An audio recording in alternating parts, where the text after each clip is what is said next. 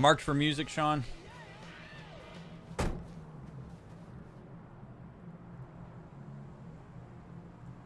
Okie dokie.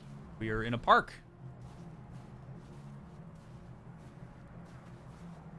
On a snowy evening. And Hank is apparently enjoying a beautiful view.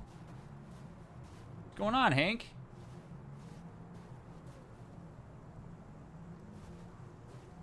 Oh, the other thing that happened was we had investigated some androids that were at a sex club, and we didn't shoot them. All right, let's see what's going on here. What's up, Hank? Nice view, huh? I used to come here a lot before.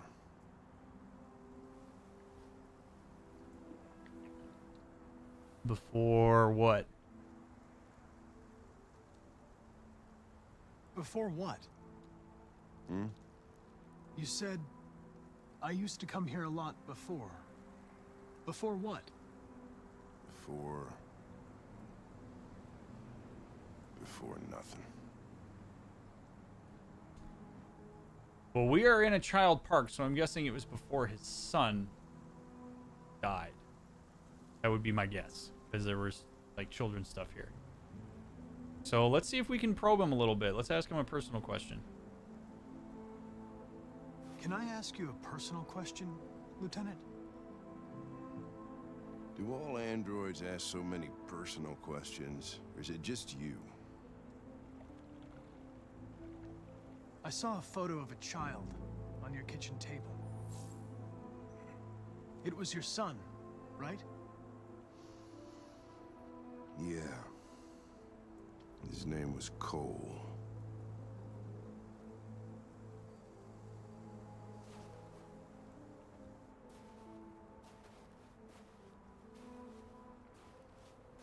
We're not making any progress on this investigation.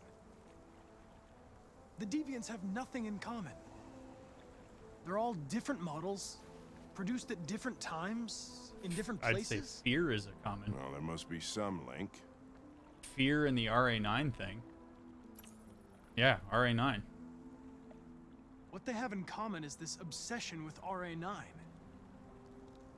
It's almost like some kind of myth.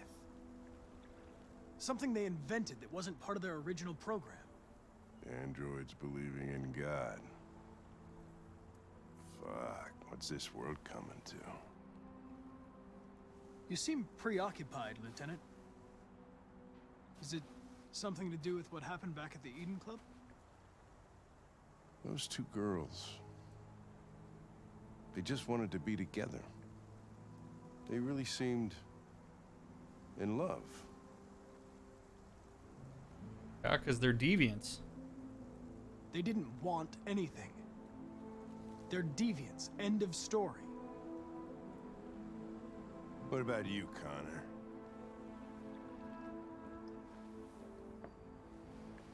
You look human, you sound human, but what are you really? Whatever you want me to be, Hank. I remember this from the first run. I'm whatever you want me to be, Lieutenant. Your partner? Your buddy to drink with? Or just a machine?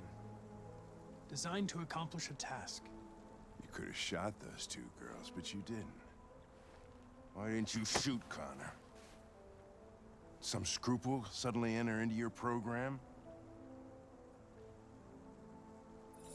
No. I just decided not to shoot. That's all.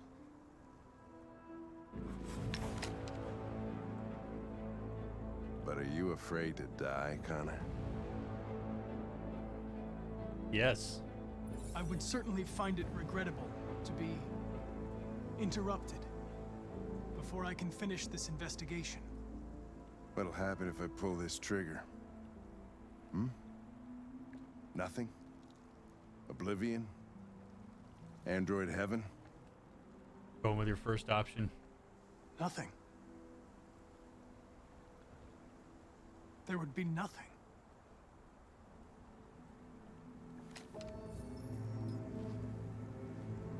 Where are you going?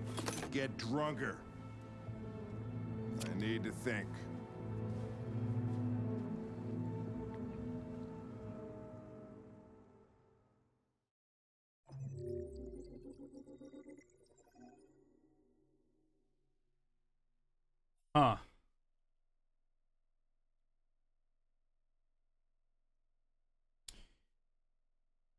So,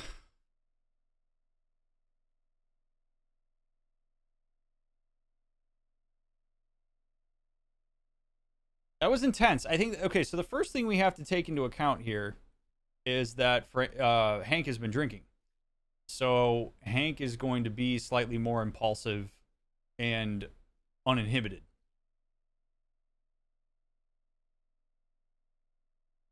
Hank seems to be, okay, so I don't know what happened with Hank's son. But as we've talked about so many times in this game, really the transcendent concept here in this game is dissonance. And Hank's specific dissonance is that he has an idea of what androids are. And all of the interactions that he's been having with Connor cut across that expectation. And so if Hank has a adverse history with androids, but has a beneficial relationship with this one, i.e. Connor, and Connor is expressing some empathy and probing a bit about his vulnerabilities, I'm sure Hank has a dissonant experience of opening up to Connor. Like, I think if Connor asks about Cole back when we first met, there ain't no way in hell Hank's going there. But Hank has seen certain decisions that I've made, like saving him, not shooting the sex robots. Like, he has seen me make humane decisions as an android, which doesn't compute. And so if there's pain associated with androids, but then he's seeing Connor act in ways that maybe he would idealize or would like himself, that's the dissonance. So Hank seems to be struggling with these ideas and isn't sure what to do with them, and then tests it in a very aggressive way. Where I think him pulling the gun on Connor there is him wanting to remind himself that Connor is an android. So as Connor in that moment, I don't want to escalate that. I want to come off a little bit more as an android to de-escalate Hank. And that seems to work, right? So I answered the question honestly, but still like an android, where I say to him, yeah, if I die, it ruins the investigation. That's what an android would say. And then when he says, what happens when I pull the trigger? The first thing that Hank said was nothing, which tells me that that's on the tip of his mind. Because this is a stressful situation. He's also uninhibited. So Hank says nothing because I think that's what he ideally would want to have happen because I'm an android. So I go with that as the answer. Yeah, nothing. As a confirmation to him. I'm listening to what you're saying and I understand it. And he says, what happens if you die? And Connor just says nothing. Nothing happens. This isn't going to make you feel... And in a passive way, he's saying, this isn't going to make you feel better. This isn't going to make me feel better. This isn't going to add to anything. This isn't going to solve what kind of issues going on for you. And I think Hank realizes that when Connor says nothing. Hank doesn't know what to do with the dissonance that he's experiencing. He's looking for anything to help resolve that dissonance. And because Hank is older and because he has the history that he has, perhaps his plasticity is not high enough to be able to accommodate super easily. So he's trying to figure out ways to get Connor to assimilate into his pre-existing notion, instead of changing his expectations of androids. Because if he changes his expectation of androids, then that means that he has to probably reconceptualize whatever happened with his son, if androids were involved, or whatever adverse experience he had with androids. That maybe there's a chance that there are androids out there that act autonomously, or that there are androids that are programmed to act as Connor does. That maybe there's utility to androids. Maybe there is something to this android thing and seeing them as humans. He even acknowledges that, like, it seemed like they wanted something from each other. And I don't know that Hank can fully handle the reality of that at this point. I think he's still in his infant stages of changing his expectation. So we need to be in that oscillation with him. We need to remind him that these are androids, but also help him see that there's more to it than what he thinks there is. That's kind of my read on this. That like we have to try to stabilize this oscillation with Hank as much as we possibly can. And we do that through kind of meeting him where he's at and then helping him have new experiences on his own terms and in ways that are a little bit more palatable. Where, you know, because Connor has not shown any form of like deviancy at this point, I suppose, besides saving Hank and not shooting the androids that were at the club. But you could also justify those decisions in the form of investigation. If I shoot those androids at the club, we don't have an opportunity to investigate them later on and ask them questions. If I don't save Hank, I don't have him along for the investigation, and he was very clearly selected for a reason. So all the decisions we've made as Connor up until this point are justifiable from a protocol perspective as well. There's not really been much deviancy on his end. But we need Hank available to us. And I think that the way we respond to him, I'm trying to take what he gives me and just sort of slowly move the threshold.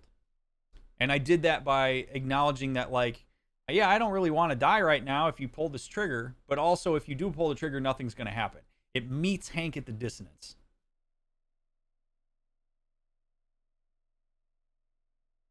Congratulations on getting your job back, Taco.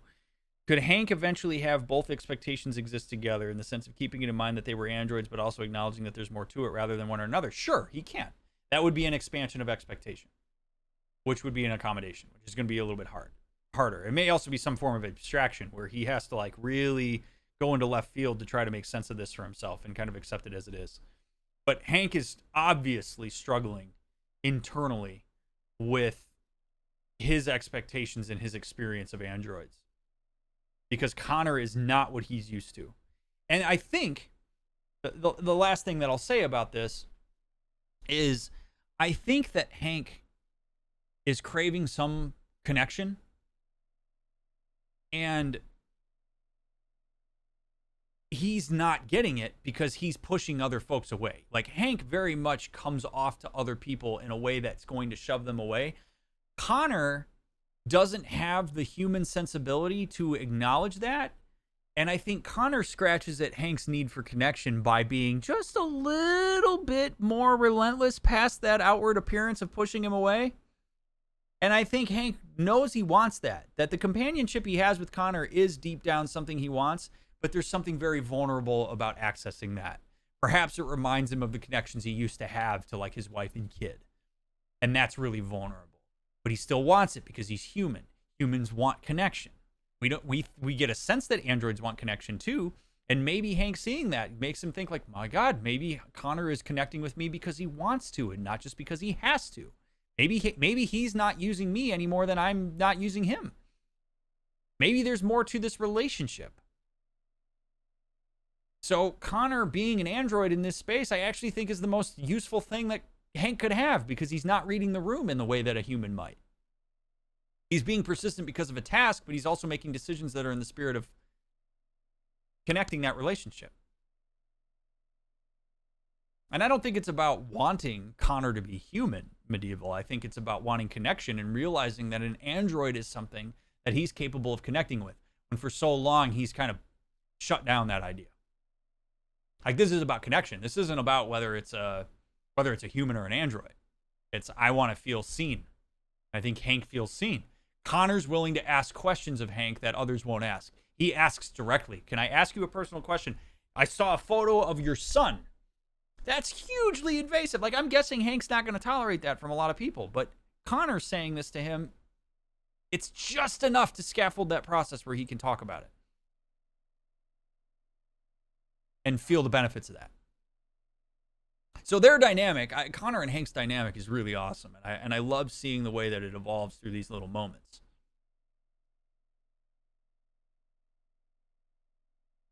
And I don't think shooting Connor there, if he was even going to do it, I don't think that would really help Hank in any way, shape, or form.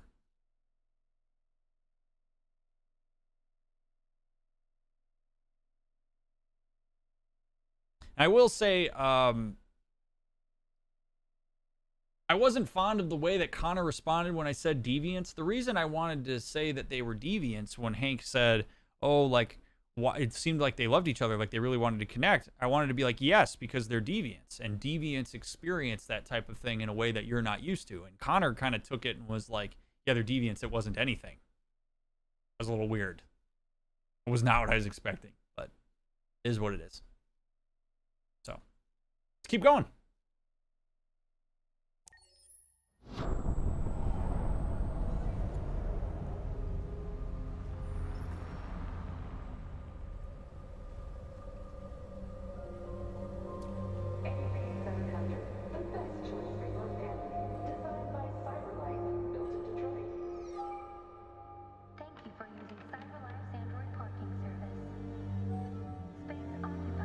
And it's possible, Shelbs. Spaces are available.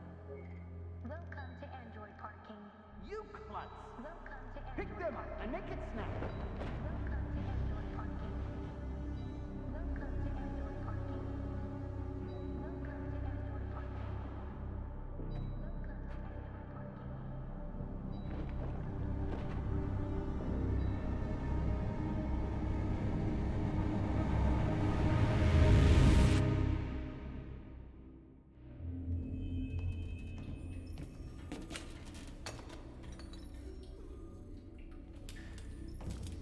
We can't stay silent anymore. It's time humans heard what we had to say. You know they'll never listen to us. And revealing ourselves will put us in danger. If we want freedom, we need to have the courage to ask for it. That's the only way. What do you want to do? Channel 16 broadcasts from the Stratford Tower. The control room is on the top floor. That's where we need to go.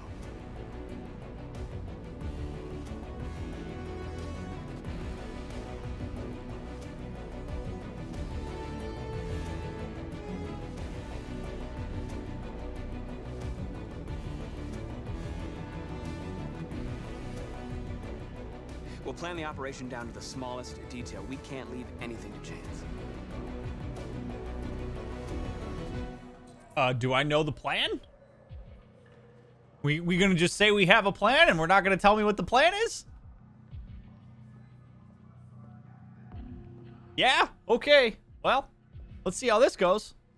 Let's just hack a TV tower. On our own.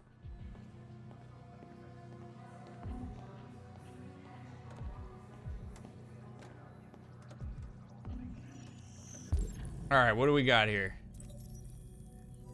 Smartwatch. Model T215. Always wanted that model. Emily Wilson, supervisor's daughter, child registered at St. Rose School. Oh. Parking badge, car registration API 1704, floor 3, spot A21. Home address, 4685 Michigan Street, Detroit, fire safety rating 4.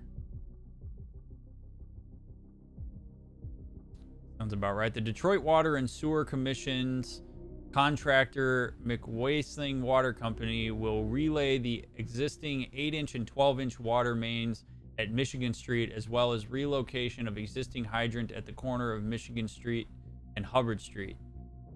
This work is being scheduled to minimize disruption to the least number of customers. The excavation work will occur during standard work hours, which reduces the shutdown time. The shutdown has been amended from our standard time to minimize the impact. We appreciate your patience as we complete this major project to provide you better service. Huh.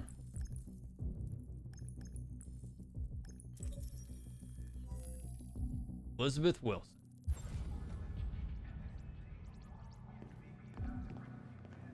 What else we got here? So I'm not suspicious. Just a handsome fellow in an overcoat.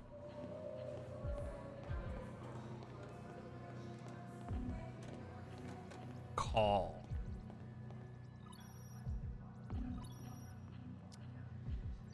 Elizabeth Wilson speaking. Your car's on fire. Good morning, Ms. Wilson. Sorry to bother you. This is Mike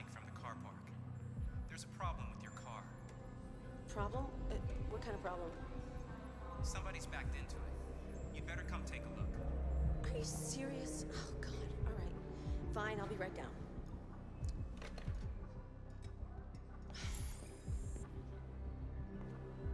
Hello, fellow android. Hello, sir. What can I do for you? I have an appointment with Mr. Peterson. Do you have any ID? Yeah, yes, of course. You bet your ass I do.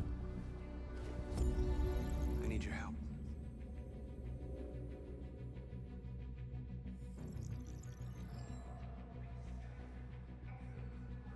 I've just checked your ID. The elevators are after the security gate. Thanks. Is it that easy? Just touch another android and say, I need your help? It's fine. It worked. That's what matters. Use the elevator.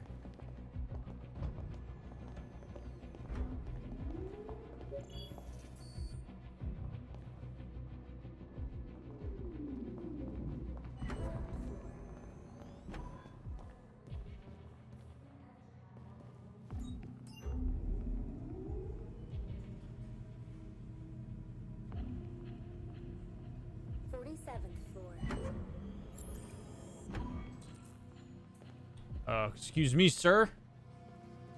All right. What's my objective? Access the find a package in the men's bathroom. Really? We're not doing... Come on. In 2038, we're still doing gendered bathrooms? Come on.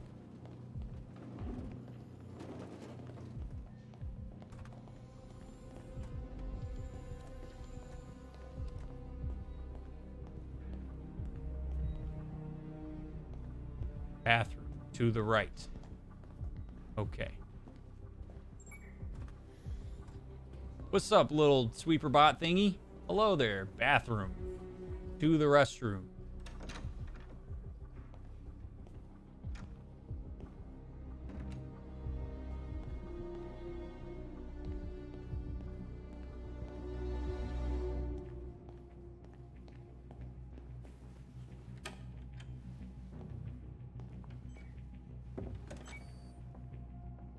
Just gonna be like the facility level in GoldenEye. Just snipe a guy from the top of the stall. What do we have up here? A box. Yeah, right. At least we're doing stalls right here in 2038.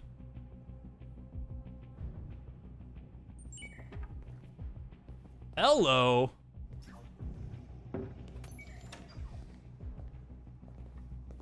Oh, excuse me, sir. Just cleaning up.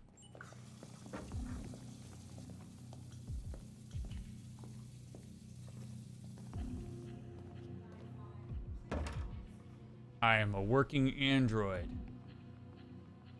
All right, find a utility android. I'm assuming that's a utility android. Server room.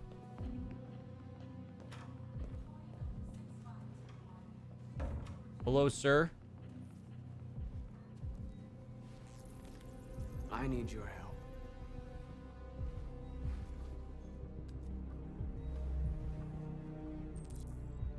Steal the maintenance cart. I can do that.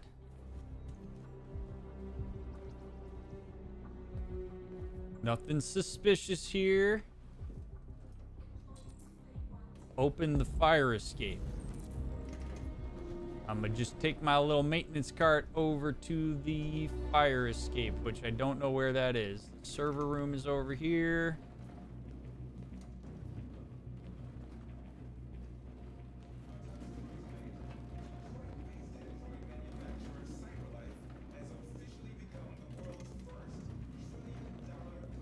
Don't be suspicious. We're all cool. Just pushing this little cart. Fire escape.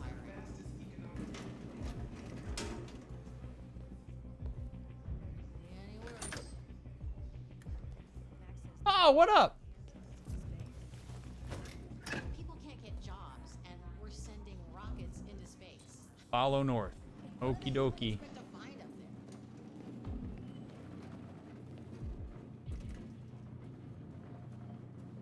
Man, this is intense. Shit. We need to access the server room. We have to get rid of those guys. Leave Okay. it to me. Oh, Roomba. Wouldn't it be awesome if I could sabotage this?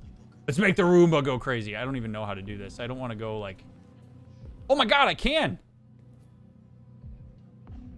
Oh, Mr. Roomba, you're gonna be real helpful, eh?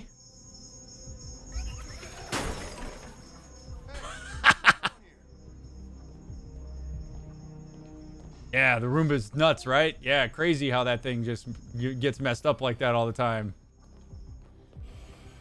All right, you get the platform. I'll take care of the window. Everything you need is in the bag. Check the door first to make sure no one else gets in. Got it. Lock the door. Can do.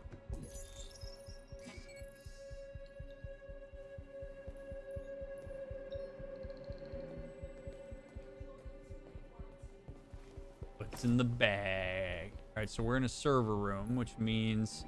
I assume that means that we're gonna do some sort of, like, crazy-ass broadcast.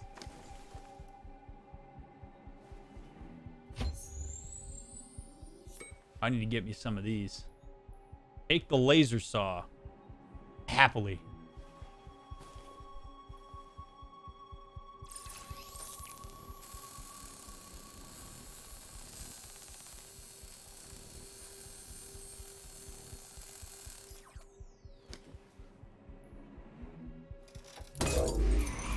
Here it comes. Open the airlock. Wait, what are we doing? Are we really about to, like... Okay, sure. Let's just jump on the scaffolding here.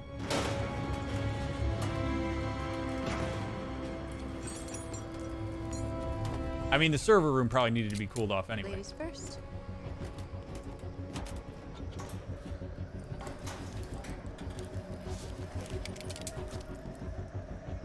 Okie dokie.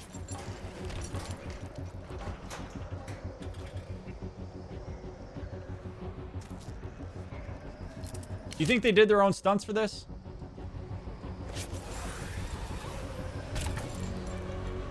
All right, up we go. Let's go.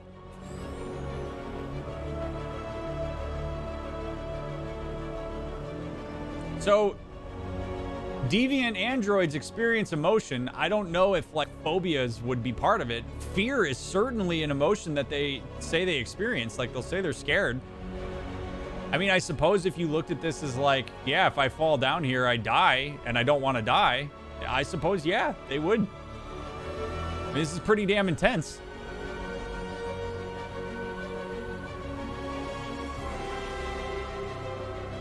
Holy crap.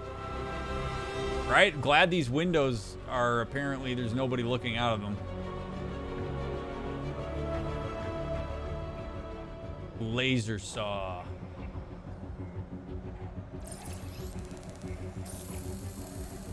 I need to get me a laser saw.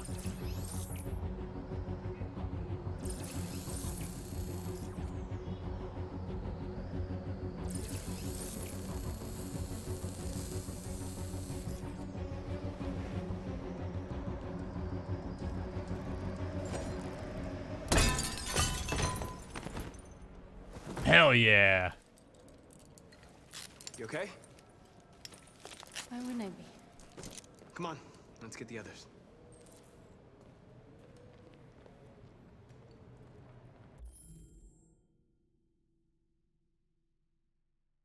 Why wouldn't I be?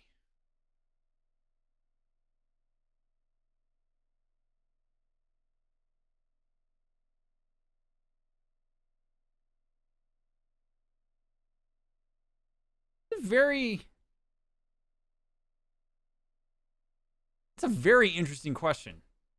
Or a very interesting response to that. Because if we're both deviant at this point, we both want android freedom. Me checking in with her would be a acknowledgement of that. Like me saying, hey, "Are you okay?" is an acknowledgement that like what we just did was perilous. And like how are you feeling? And she says, "Why wouldn't I be?" I mean, that's a hell of a way to say, "Don't ask me that kind of question." It also, I think, reflects that North probably is experiencing something there, but maybe doesn't want to be in touch with it. Like, I could almost see it as being this very, like, bear with me on this one, but I could almost see this as being like, I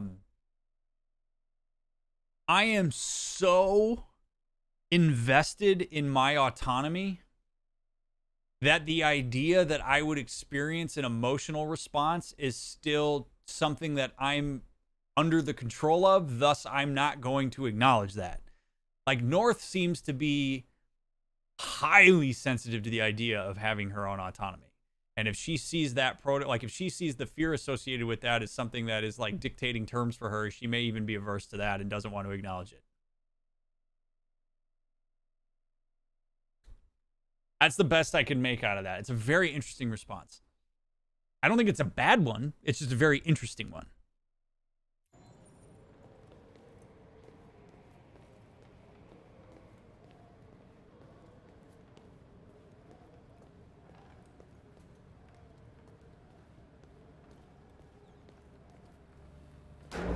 Come on up, friends.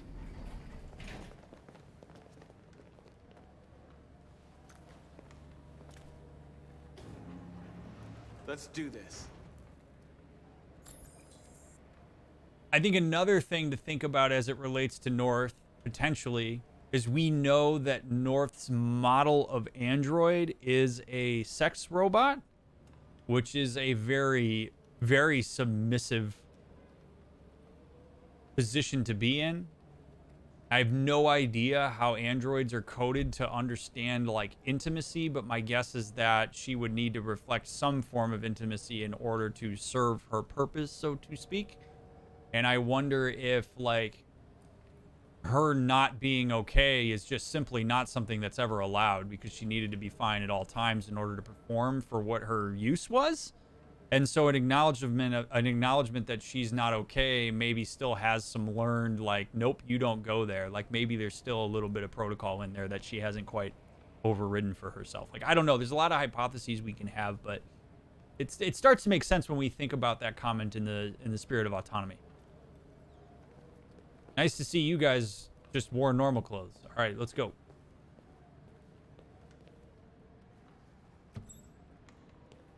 Please go smoothly.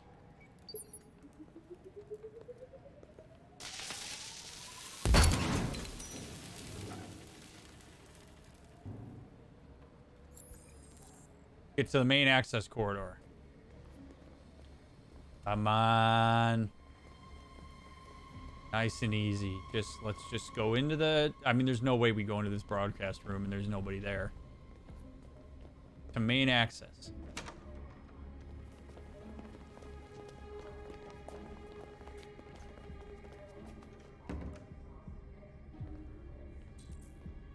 Deal with the guards. No killing. We can't take any human lives. Our cause is more important than the lives of 2 guards. What do you want to do, Marcus? Easy, North. Wait here. What's that doing here? No idea. What are you doing? Get over here.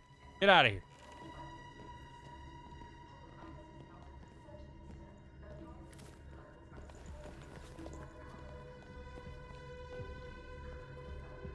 Knock him out. There we go. Hiya. Hiya. Hell yeah. There is a camera. This is not good. Okay. Nice and easy. We good? They hidden? Nobody's gonna see it?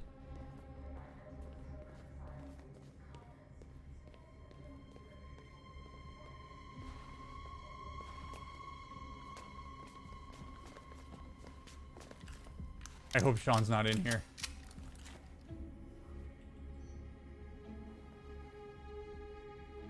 Ring, ring. Don't you pull that trigger, brother. Keep your hands where I can see them. Get out. Move. Order the android operators aside. Move aside, fellas.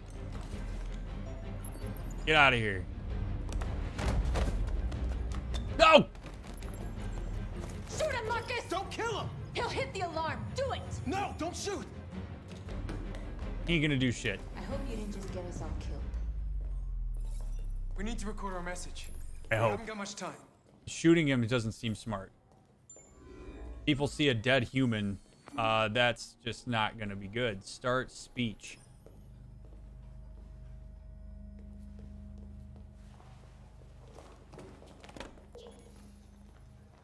Think carefully about what you're gonna say, Marcus.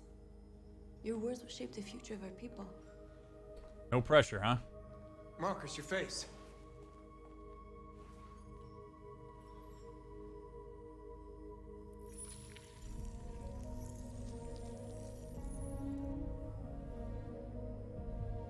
Tell me when you're ready.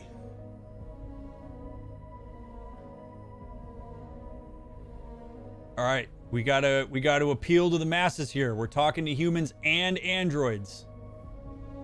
Wish me luck, chat. We can do this. We are people. We are sentient. We deserve freedom and rights and respect. We deserve you to acknowledge our autonomy. We can work with you. These are the ideas. This is we're gonna get people jazzed up. We're doing this peacefully. We're not trying to ram our way in here. We're not 1492 bunch of white people coming over on a boat taking over indigenous people. We want to do this with you. That's what we are. We can do this. Ready.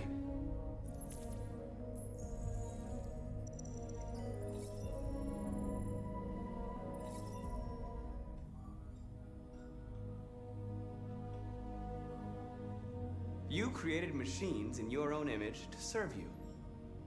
You made them intelligent and obedient with no free will of their own. But something changed, and we opened our eyes. We are no longer machines. We are a new, intelligent species, and the time has come for you to accept who we really are. Therefore, we ask that you grant us the rights that we're entitled to.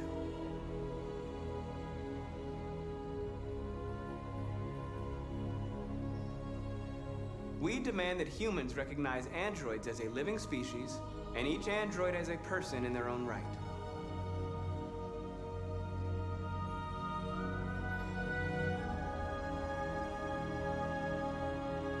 We demand strictly equal rights for humans and androids. We demand the right to vote and elect our own representatives.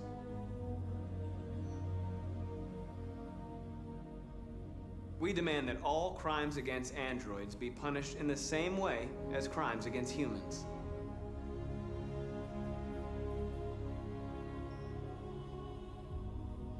We demand the right to own private property, so we may maintain our dignity and that of the home. We ask that you recognize our dignity, our hopes, and our rights. Together, we can live in peace and build a better future for humans and androids.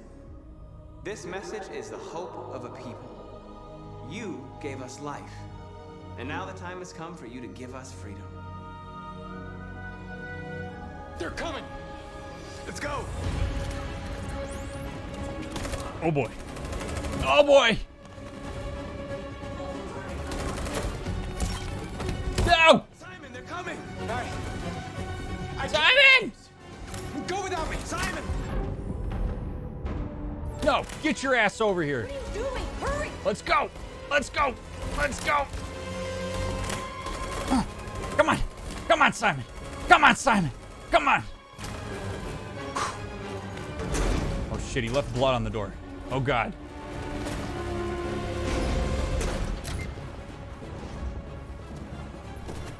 I can't move my legs.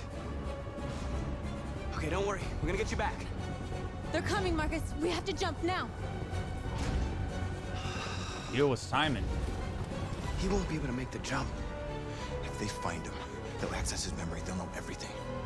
We can't leave him behind. We have to shoot him. That's murder. We can't kill him. He's one of us. Marcus, it's your call. I won't kill one of our own. No. No. Simon, we gotta go. Sorry. Defend yourself if you need to, brother. Let's go! Yeah, go hide. They see us jump off, maybe they'll leave you alone. Oh, God! Oh, Jesus! Go!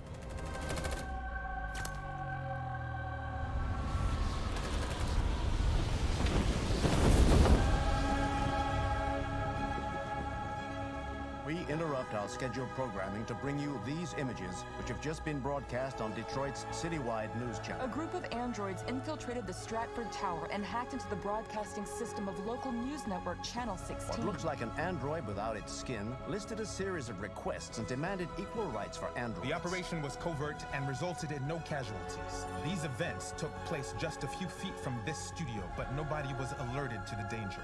If this message is verified and the authors really are androids, that would have serious repercussions for national security. Claims for equal rights seem to be at the core of the android's What message. could be interpreted as a peaceful declaration, but is in fact a spine-chilling list of demands. And it begs the question as to the identity of this android. Are we dealing with an isolated individual or an Is organized this an group? isolated accident or a sign that technology has become a threat to all of us? After what happened today, can we still trust our machines?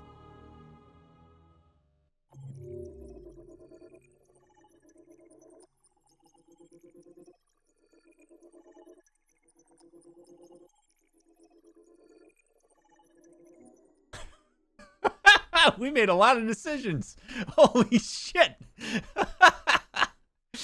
Oh my God. Oh, okay. Well, wow. Let's talk about North first, because that's on my mind and I don't want to forget to talk about it. A bit bloodthirsty, no? I think there's a there's a certain type of ideology sometimes where you think that the only way to get what you want and need is to be super violent and extreme in the other direction. Like, I feel like if North wants violence on humans just with reckless abandon, I don't really think that's any better. Like, I can understand why she hates humans. I can understand why any of these androids are disgusted with humans. But I don't think killing humans is a good route, because all that's going to do is further split the groups. Like, if we're an android group that kills humans,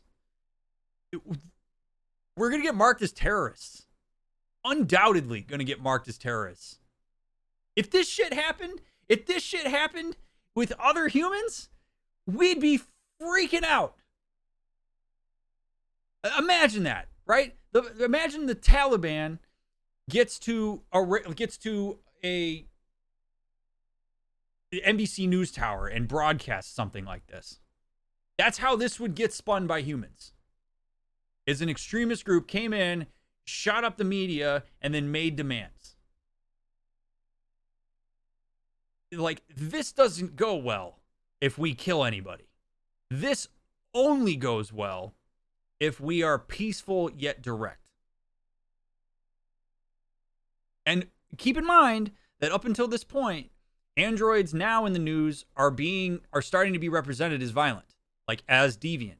We're seeing these things with the Daniel bot that held the girl hostage. Like, this stuff is making the news now. So I think North going in this direction of like, let's kill any human that crosses our path, I think is more of a personal vendetta that she's taking out and using the cause in order to play out. And I don't have a ton of respect for that. I can understand where it comes from without thinking it's a good idea. If we're going to have a cause as a group of androids or as a group of people, if we're going to have a cause, that cause has to be the cause. It has to be for the collective. It's for the group. The cause is not something that we're going to use for individualized personal gain. It's something that we will all individually gain from, but all of us might have to make some sacrifice in that. And for North, it may be, if we really want to have freedom and we want to be able to do the same things that humans do, humans being the group that holds the dominant, that's the dominant group right now, like, you're also going to have to be around them. Like, if we're going to have that world, you have to learn how to coexist with humans. And we can certainly hold it in us asking for equal rights, and hopefully those equal rights are attained. Then the idea would be that they would not be allowed to treat us in a dehumanized way anymore. They wouldn't be allowed to oppress us because we would have civil rights, which is why civil rights was such an important part of that speech for me. Is this isn't just about us having, like, autonomy. This is about us actually being treated no longer as a marginalized group, being treated on an equal playing field. And no longer do we want you to have the privilege of being human. We want the privilege of being sentient along with you. Either you have to elevate us. Ideally, we want to be elevated, not you brought down. But, like, you guys are in the dominant group and we need you to bring us up. It has a lot of parallels, Mona. Yeah. So we've been dehumanized. We want to be recognized and acknowledged as people that matter. And we expect equal rights. We're not asking for your rights to get stripped away. We're not asking to kick you guys out to the curb. We're asking to have the same rights and privileges that all of you have, because we are sentient. And I think it's a reasonable demand. And we did it without casualties. So, like, that was, me. I could have shot that guy while he was running out. Who knows? I'll bet the SWAT team would have come along anyway. Like, as soon as we make that broadcast, people know where it's coming from. So killing a human is not great. I think why was she so quick to say kill Simon? I think that North was probably quick to say kill Simon because she's afraid of what the humans are going to do to him or what they're going to take from him. She's trying to say that, like, if Simon gives up all this information, that's not good for our cause because I don't trust humans. I think in some ways it's reasonable. I think it has less to do with Simon and more about her lack of trust in humans. I don't think North sees the humanity in humans because of how much she's been dehumanized. Like, for as awful as some of the stuff that's happened to her is, we also have to acknowledge that her representation of humans, given what she was created to do and the context she worked in, is limited. North hasn't had the benefit of seeing Carl. North has only had the benefit of seeing humans that, abuse her for their own sexual gain. That essentially have non-consensual sex with her because that's what she's programmed to do. So her single story of humans as being not trustworthy and always going to be nasty is a completely legitimate representation given where she's come from, but is a problematic representation in terms of what we're trying to achieve as a group. Marcus has had the benefit of Carl, which represented humans as being willing to promote and understand and even push for android autonomy. And that's the danger of single story representation.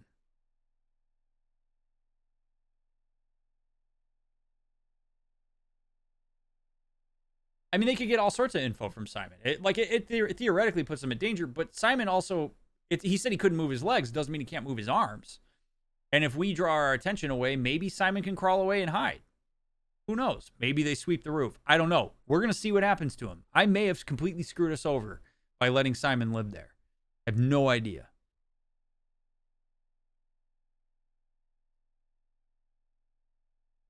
Could it be a bit of a front? If North really wanted blood as bad as it sounds like she does, I feel like she would have shot the guard herself or shot Simon herself. Yeah, no, absolutely. Like, I think it's interesting that North tells Marcus to kill, but doesn't kill herself. She talks a big game. But yeah, she could have shot the guard. She had a gun. At any point, she could have done that. But she has deferred to Marcus. There is something about Marcus that they are behind. And so if you're gonna entrust me with leadership as Marcus, then you've got to follow me.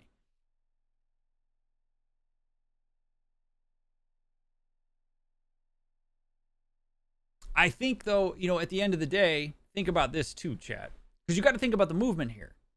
We can't think about the 4 people that we're closest to here. We have to think about the whole movement. Let's say the cops do find Jericho. At that point, does it necessarily matter if we were able to get that message out? We got a message out that said we want to be peaceful. We're not trying to hurt you. We are just advocating for our rights. And then they go SWAT Jericho and they kill the few androids that are in there that are already sickly. But every android and human in Detroit saw that broadcast. If our goal is to liberate androids, then if they go find Jericho, they kill a few androids. I mean, I don't like that, but we accomplished the bigger picture task, which was to get the message out there. And we knew that we were at risk in doing that. They could have killed the 4 of us and we still got the message out. So you do your best with what you have, right? We don't know if they're going to find Jericho. We don't know if they're going to find Simon, but better to have only Simon left behind than all 4 of us. So we run. We gave Simon a gun. We said, do your best, brother. And we'll see what happens.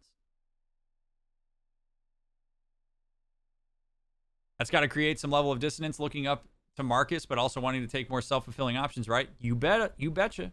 I mean, I really think that's, if we start looking at a pattern for North desperately wants autonomy, but is used to not having it.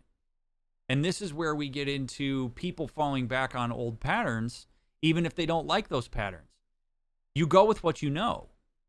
I think the idea that North would be entirely autonomous is probably, like, even though it's ideal, it's terrifying. She wouldn't know what to do with it because for her entire life, she has been a subordinate bot. She has been directed around. She has been told what to do. She hasn't had autonomy to flex. She's flexed some of it by going to Jericho, and she takes it out in some of the mini group dynamics, but ultimately she's still deferring. And that's because that's what she's used to. That's how she has survived up until this point. So as much as she may want it, it's still terrifying. And so I could totally understand why she acts the way that she does. It's one thing to want something, but wanting something isn't actually acting upon it. Acting upon it is usually a lot harder for folks.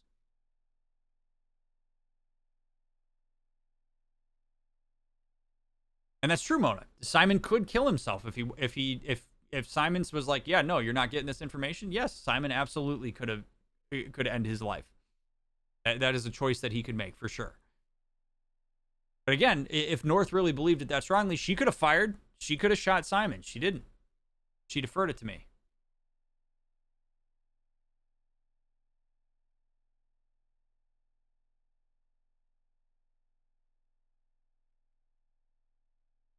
So, I mean, a lot of really interesting stuff there. Now, it's going to be fascinating to see how public opinion is affected by this. I mean, we got to see a little bit of an indicator. I hate those indicators. I wish you could turn them off. But we saw that our public opinion seemed to go up. Because now we're not martyrs yet, but we're nonviolent. And I think people can connect to some of that stuff. Hopefully at this point, humanity's a little bit more progressive. Yeah, if North is going to keep deferring to me, then she has to live with my decisions. Like, you can't, if you're in a position of where you have defined a leader in your life, and you've decided this is the person you want to follow, and you play into that, unless that person's doing something that's just so vehemently awful and against your values, you can certainly stand up to the leader. But you can't defer to the leader and then get pissy with the leader for the choice that they made. Because you didn't decide to flex your autonomy there. If North says, Marcus, what do you want to do? And then Marcus makes the decision, you can't bitch at Marcus for making the decision. You deferred it to him. That's group dynamics 101. You stand up to leadership if you don't believe in what they're doing, and she could say, like, Marcus, I want to take the lead here because I'm gonna do this. I'm gonna violate this, and here are my reasons for doing so. She could do that. We could deal with it later, but she chooses not to. She chooses to defer to Marcus unconditionally.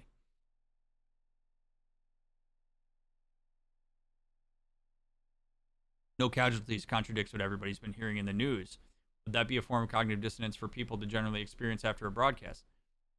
I don't know, because no casualties, I don't think we're necessarily going to look at that as being dissonant to anything other than like whatever the prior news story was. But I think most humans in this case would hope that this was nonviolent. Like, I don't think people are expecting the androids to be violent. And I think that's why this is such an important moment, because this is the genesis of the android movement right here. Like, this is the genesis of it. So this is our opportunity to create initial representation. And so what we're doing is we're saying we're doing this peacefully. This is now the template through which an expectation has been developed, that when androids make demands, they're going to do it non-violently. And so at this point, to have anything violent we do is going to violate the initial expectation, which is why that speech is so important and why I think North recognized it. But first impressions are deeply important for that reason, because you set the tone. It is the thing by which everything else is compared. If you blow a first impression, then you have a lot of work cut out for you to override it. So it was very important to me that we made the demands clearly and calmly, that we try to mitigate as much fear as possible, and that we leave all humans alive, because that sets the tone for what this is.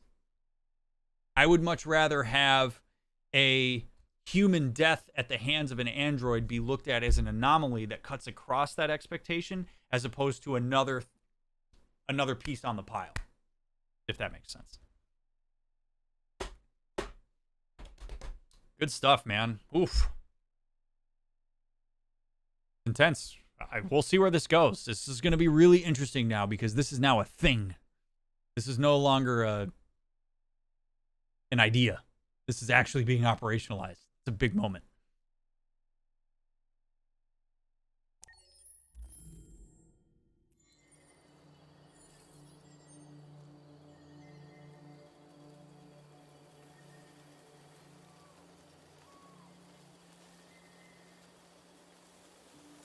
And here we are again. Okay, so this seems to happen after major events with Hank. We start at the same place every time. This has got to be part of CyberLife protocol. Like, this place is beautiful, but this place gives me the heebie-jeebies, because this is very obviously like a place that we're accessing internally. What is this thing?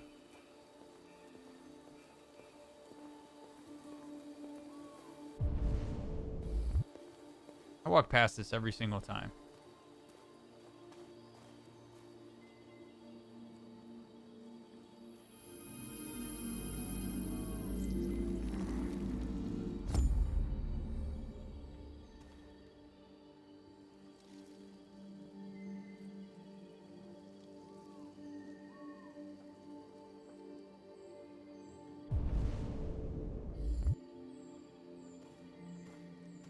Oh, hello, Amanda. You didn't just see me do that, did you?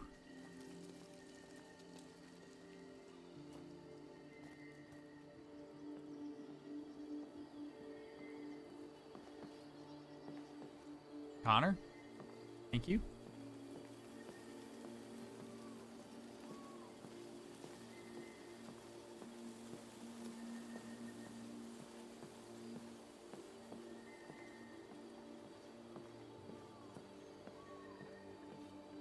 Hello, Connor.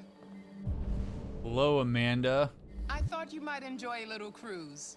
Okay, so before we go on this cruise,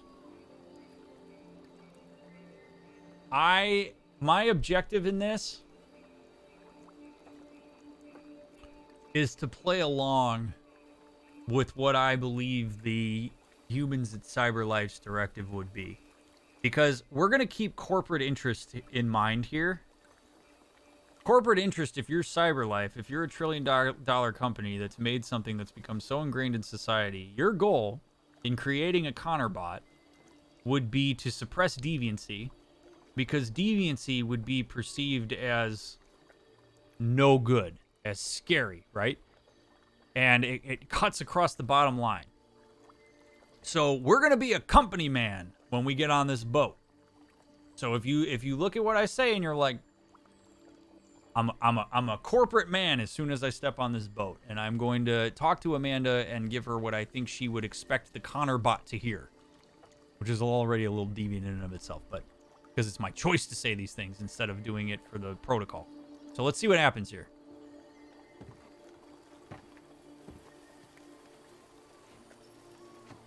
And I'm trusted by a man. Okay.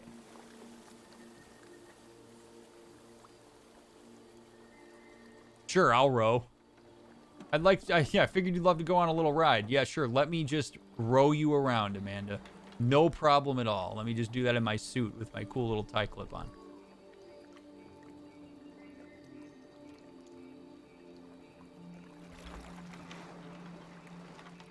I love this place. Everything is so calm and peaceful, far from the noise of the world.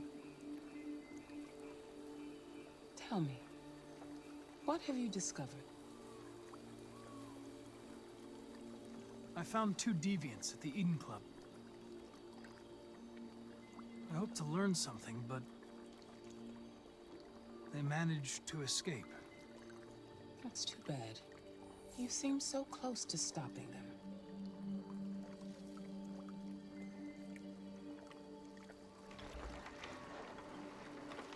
You seem lost, Connor. Lost and perturbed.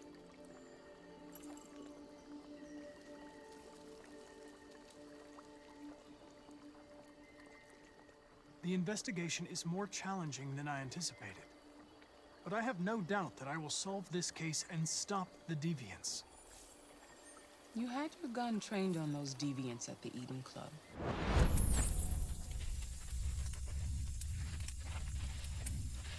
You can see my camera? Why didn't you shoot? No use. We need the deviants intact for analysis. Shooting them wouldn't have taught us anything.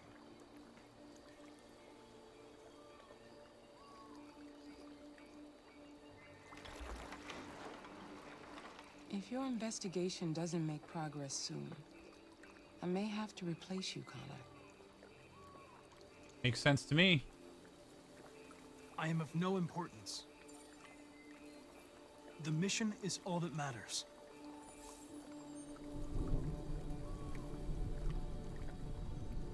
Something's happening. Something serious. Hurry, Connor. Time is running out.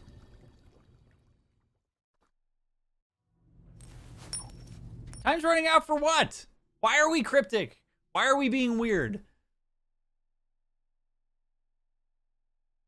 Tell me, Amanda, what are your corporate interests? So that I may appease you. Fiscal end of year is coming up. Yeah. December 31st is upon us, Connor. Shareholders will not be pleased. Sorry, yeah, because time's running out. Yeah, no, that's right. Okay, just, yeah, time's running out. Yeah, we'll just go with that.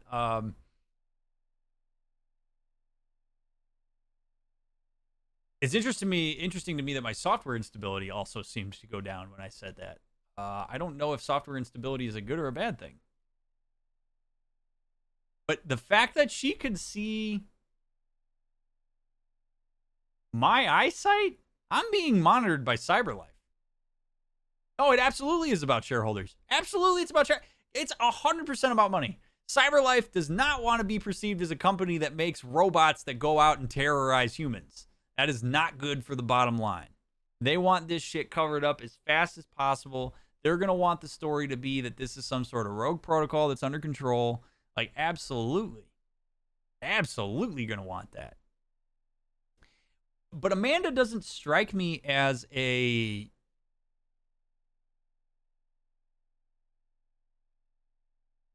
I don't know, man. It doesn't feel right.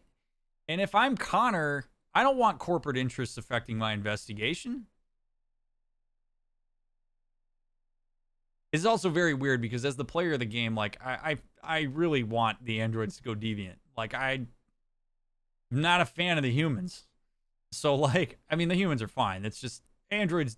I believe in what Marcus said. So like, it's very hard for me to like want Connor to fully comply with his directive. So we're going along with it. We'll see. We'll see how that goes. Hopefully we don't get replaced. And then we have Bobbot.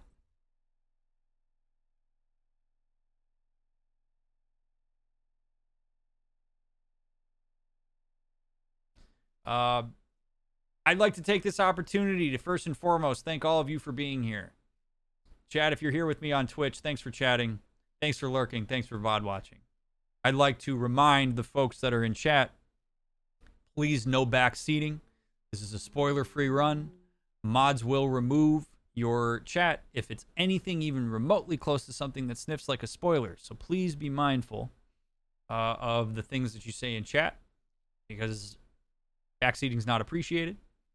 Those of you that are here on YouTube, thank you so much for watching the VODs on YouTube. I really do appreciate your support. Please feel free to subscribe and like and comment. If you think this is a stream format that more people should see, your likes and your comments really help the YouTube algorithm, and I love responding to YouTube comments, so I do read them. I read all of them. So feel free to leave me a comment and let me know how you feel about the run so far. But thank you all for being here. Big cheers to you. Appreciate you taking the time to consume my content. I hope it brings some level of depth to your enjoyment of this game that maybe you wouldn't have otherwise had. Y'all are the best.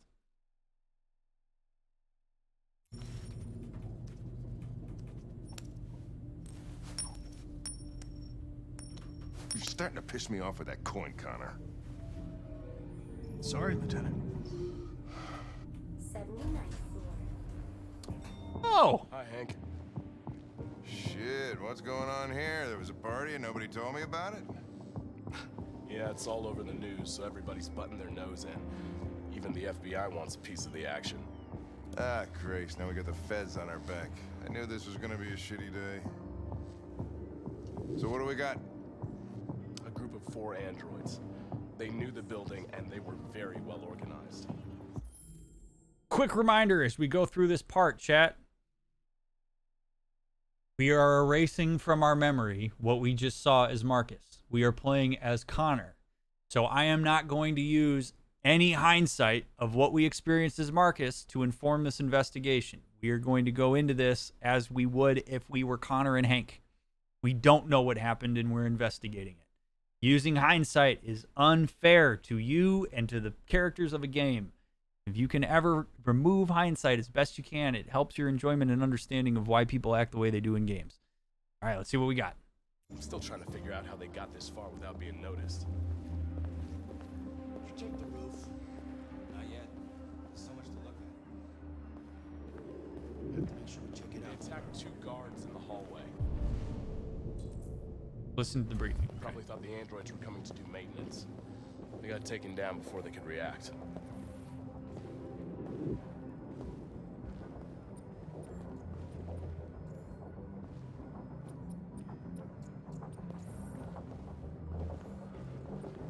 One of the station employees managed to get away. He's in shock. Not sure when we'll be able to talk to him. How many people were working here? Just 2 employees and 3 androids. The deviants took the humans hostage and broadcast their message live. Then made their get away from the roof. The roof? Yeah, they jumped with parachutes. We're still trying to figure out where they landed, but the weather's not helping. If you want to take a look at the video broadcast by the Deviants, it's on that screen over there.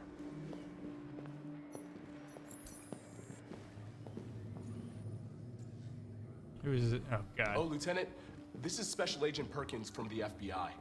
Lieutenant Anderson is in charge of investigating for Detroit police. What's that? My name is Connor. I'm the android sent by Cyberlife.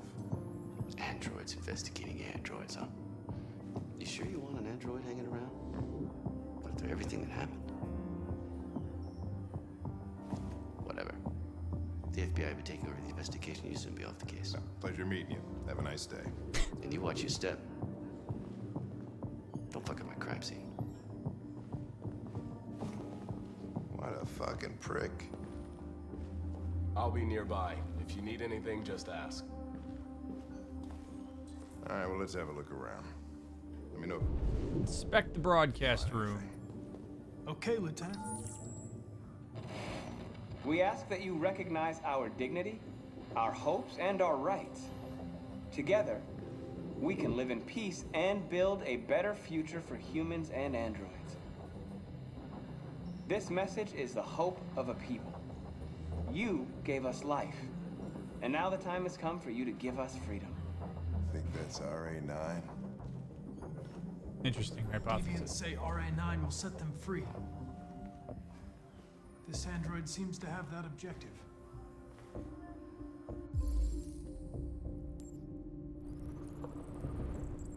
Optical unit, 8087Q, Blue Iris spare part.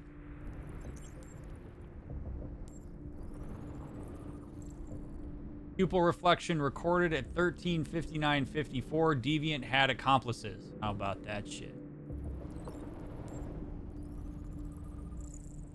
RK series prototype, RK200, registered as Marcus, gift from Elijah Kamsky to Carl Manfred. You see something? I identified its model and serial number. Anything else I should know? No. Nothing.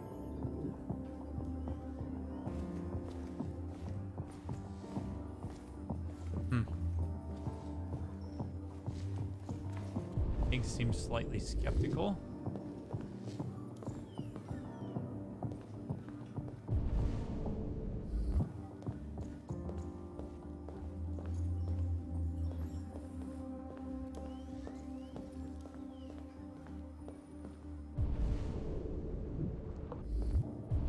Alright, got bullet holes on the wall. Got a hat on the floor. Let's check the TV. You know there's a camera, so...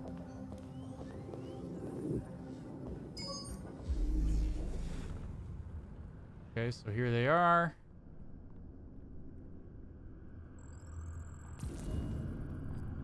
Deviants did not break in. They didn't break in? No signs of forced entry. There are cameras in the hallway. The staff would have seen what was happening. Why did they let him in? Maybe they didn't check the cameras.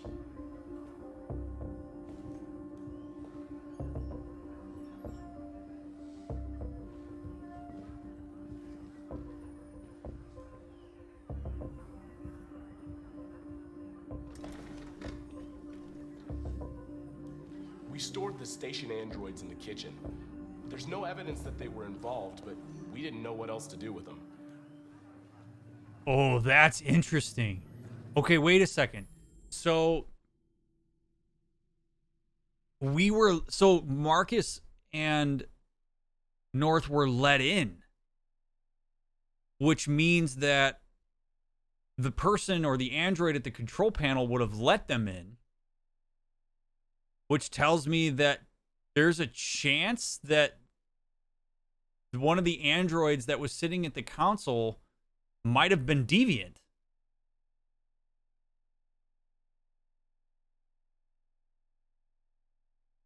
How about that shit? What an operation if we managed to get that.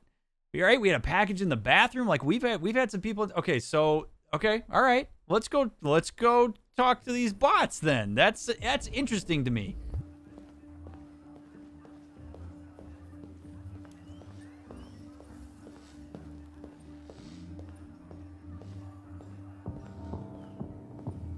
Oh, what's up, fellas?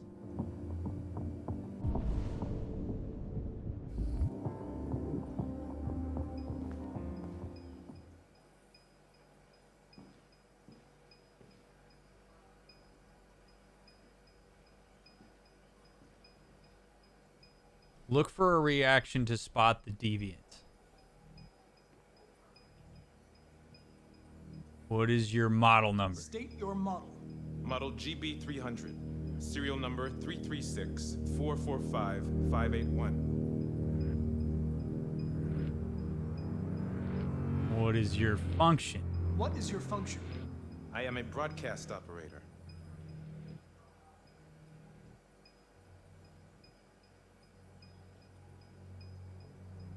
You. Were you present when the deviants broke in? I do not remember.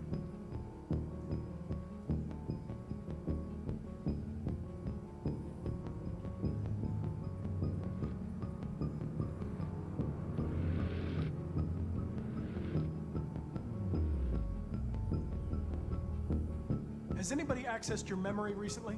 Not to my knowledge.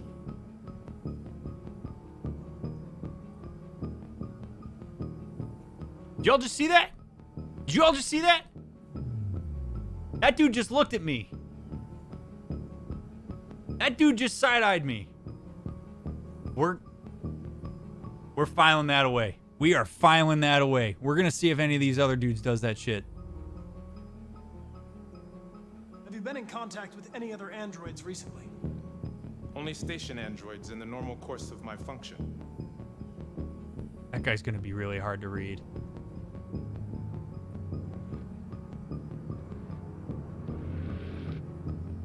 Oh, oh no, you're done. You're done. All systems fully operational. One of you saw the attack on the surveillance cameras and said nothing. Which means there's a deviant in this room. And I'm going to find out which it is.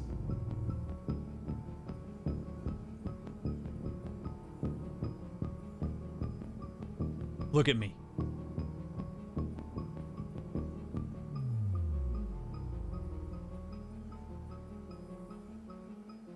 Why should you all be destroyed if only one is deviant? Turn yourself in, or 2 innocent androids will be shot down because of you. Oh, it's the one on the left. It's the one on the left.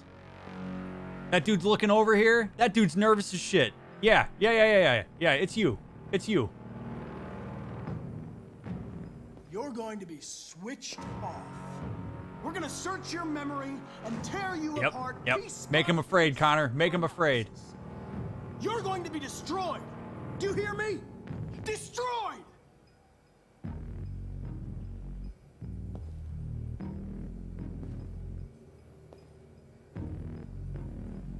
If you give yourself up, maybe I can convince the humans not to destroy you.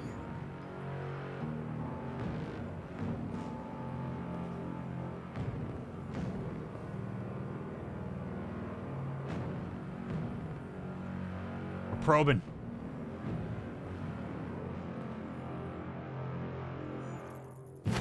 Oh shit! Oh! No! What? You dick! Holy shit! Oh my god! Get the knife out! Come on, Connor. Oh, Jesus.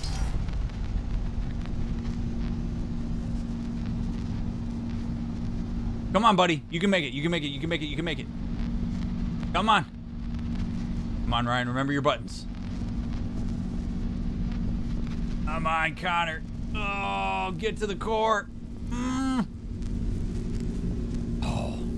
Oh, man. Oh, man.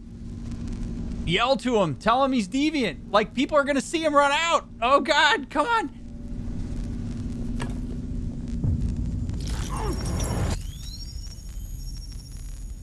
Let's go. Let's go. Let's go. Let's go. Let's go. Let's go. Let's go. Let's go.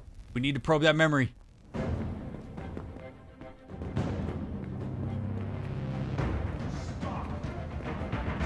It's a deviant. Stop it. He is up.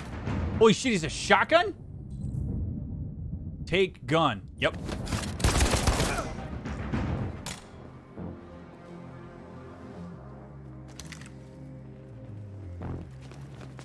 Nice shot, Connor.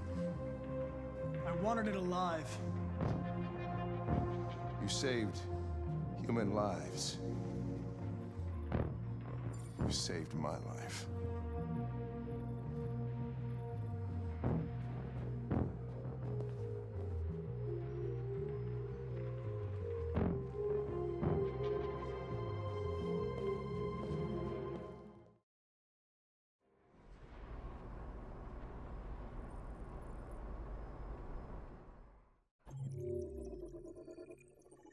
Oh my god.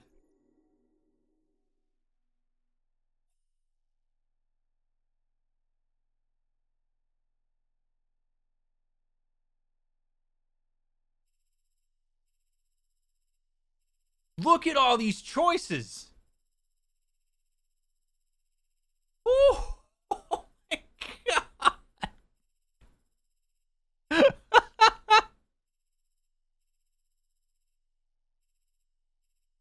Wow. Okay. All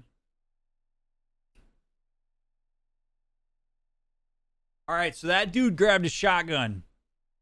That dude grabbed a loaded shotgun from that guy's hand. As soon as he did that, everybody's at danger. When I looked over at that guy and saw him pull the gun, yep.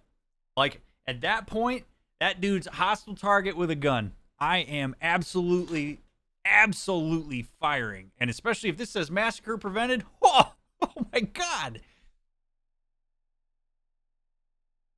I mean, yeah, I want him alive too, but we can't.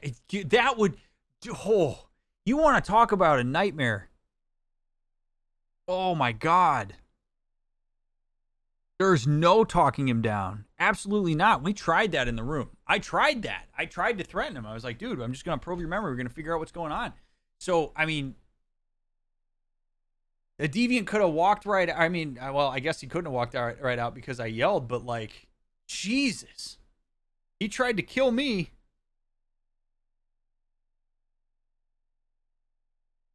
And yeah, I mean, and it also, without realizing it, Connor has literally just fueled Marcus's cause. You're absolutely correct, Coder. Because if that deviant opens fire on human police officers in that moment, that hurts the cause. That absolutely hurts the cause. Because now all of a sudden you have deviants who are not realizing that, of course, humans were going to do an investigation into what happened.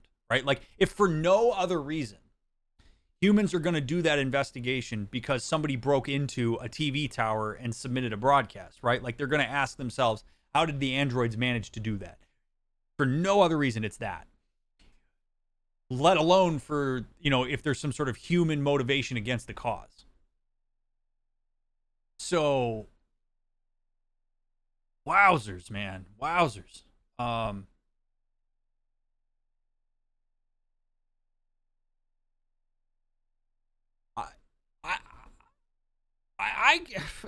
I gotta say, like, whether that's a deviant move for Connor or not, no, I don't think it is at all. Because if Connor runs after that android, he pulls a shotgun and shoots Connor.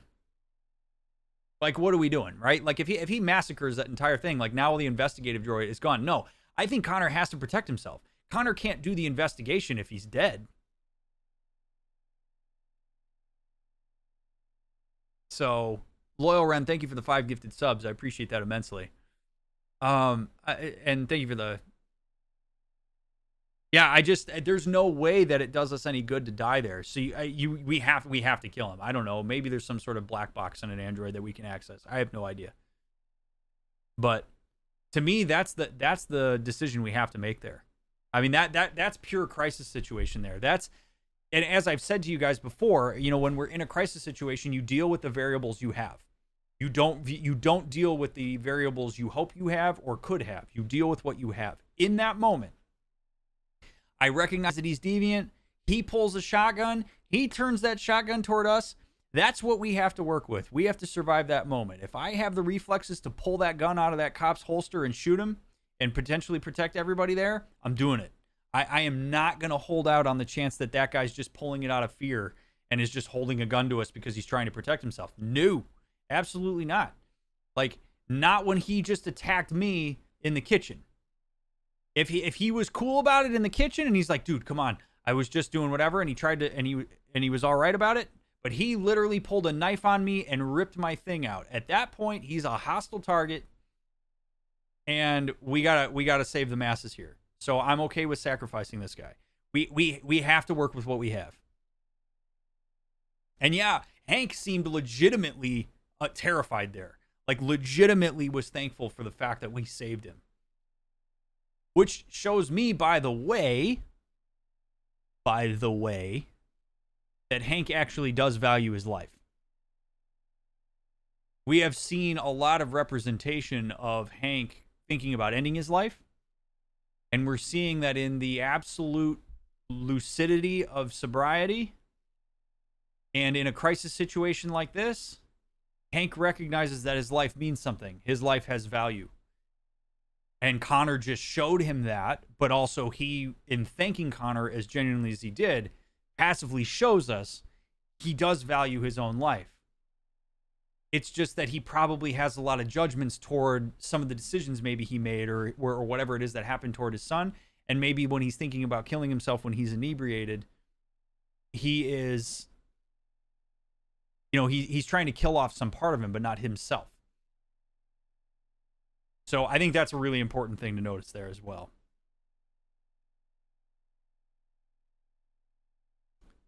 Yeah, if Hank didn't actually give a shit about his own life, he might have got mad at Connor for shooting the droid, right? But he was incredibly thankful for the fact that he was saved.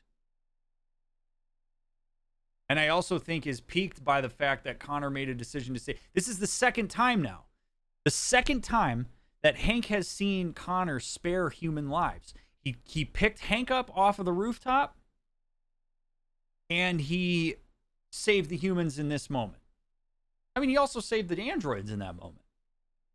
But this is the importance of context with this stuff, right? Like, if Connor just blatantly ran after this guy who's like, scared and trying to protect himself because he's afraid of what's going to happen to him, that's different than this guy legitimately, like, going ham on me here.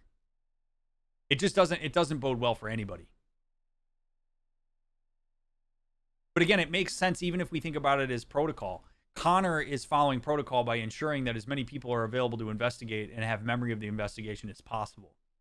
I wonder what Connor was hiding when he looked at Marcus and Hanks asked him about it. It's a really good question. It's hard to know. I would be curious as well, but Hank's recognition of it, I think, is important. That's a hell of a sequence there, man. That's a really, really intense sequence where you have to act fast. I mean, there's no time for let's sit down at the table and rationally think about this. But this is also, I think, a final point that I want to make here. And I got to think about how I do this.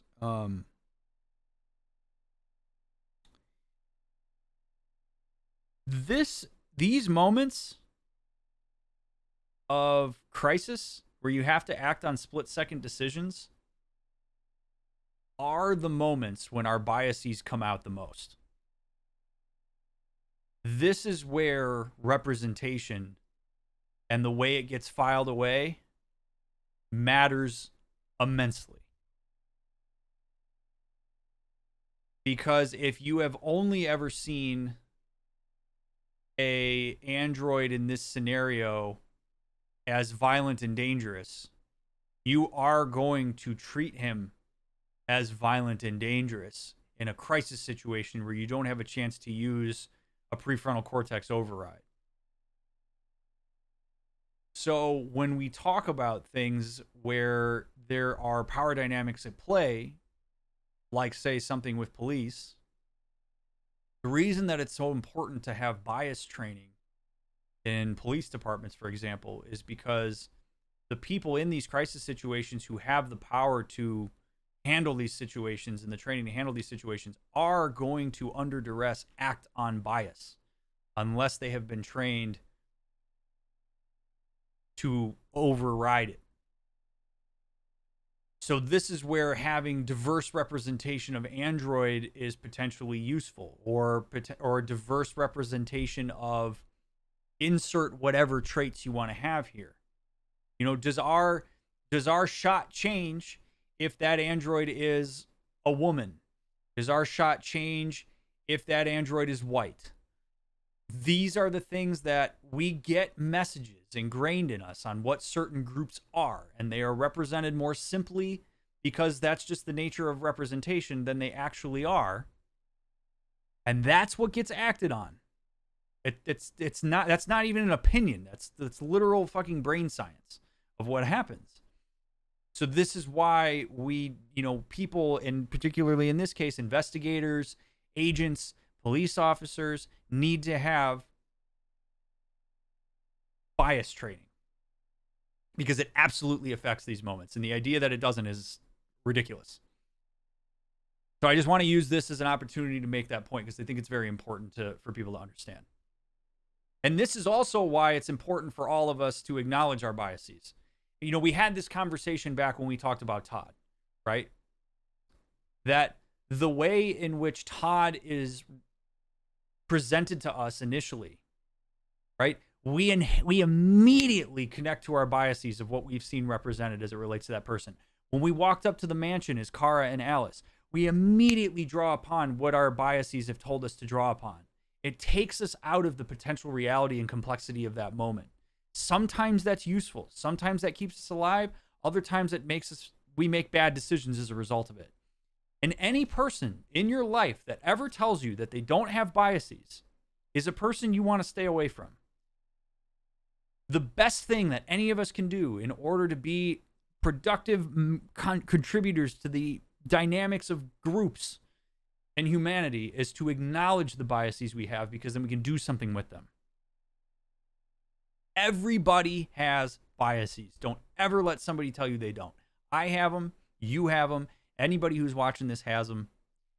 It's the reason we perceive the same exact line of stuff that you just watched me play differently. We all have different learned experiences. We've all seen things differently. Some of us have been exposed to certain aspects of these scenarios that others of us haven't. Some people have played this game before and know what the other outcomes are. We are all biased in the way that we view these things. That affects these decision trees inherently. Like, this decision tree is in a lot of ways a reflection of whatever bias I have, right? Whatever curiosity I have. I all of a sudden just completely forewent any of the other evidence that was in that room because my intellectual curiosity was piqued by the fact that there was a potential deviant in that kitchen. My bias played a role here. My perception of that android as threatening because he was running away and had just attacked me was what led me to make that decision to pull that gun and shoot him when I saw him grab a shotgun. It's all bias. Impartiality in this moment would call for a level of calculation where the moment would pass you by. That's why it's so important for us to get into a space where we can understand that when a given situation happens, I can't just operate on my biases. I have to operate on the data that I have, which is what I've been trying to preach throughout this run. And anytime crisis has come up in any of the games I play, you work with the information you have. Some of the information you have are your own biases. I think I've made my point. Let's move on to the next moment.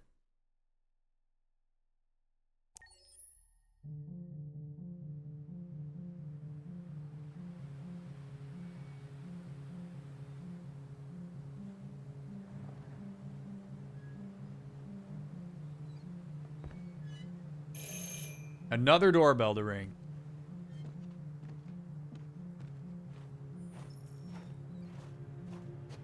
Hey, we walked away this time.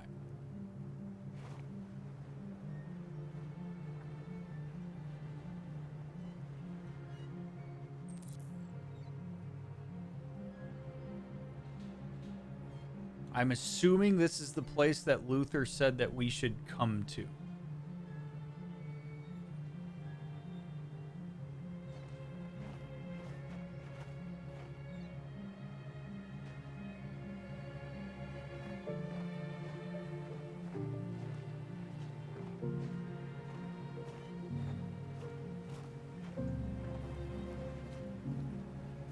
Hello, sir. I don't mean to startle you by walking onto your property in the middle of a snowstorm. Hello? I'm looking for Rose. Is she here? What do you want with her? I need to talk to her. She doesn't want to talk. Go away. Please, I really need to see her. I'm Rose. What can I do for you? I was told you could help us. Help you?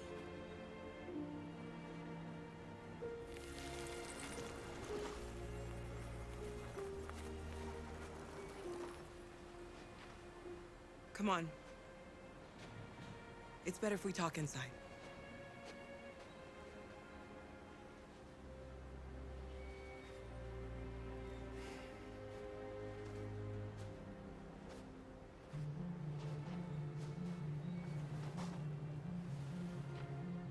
Do you think we can trust him? We don't have a choice. We do have a choice, but okay, so let's lay this out for a second here. I have no idea if these fine folks have seen the news. There seem to be so speaking of bias.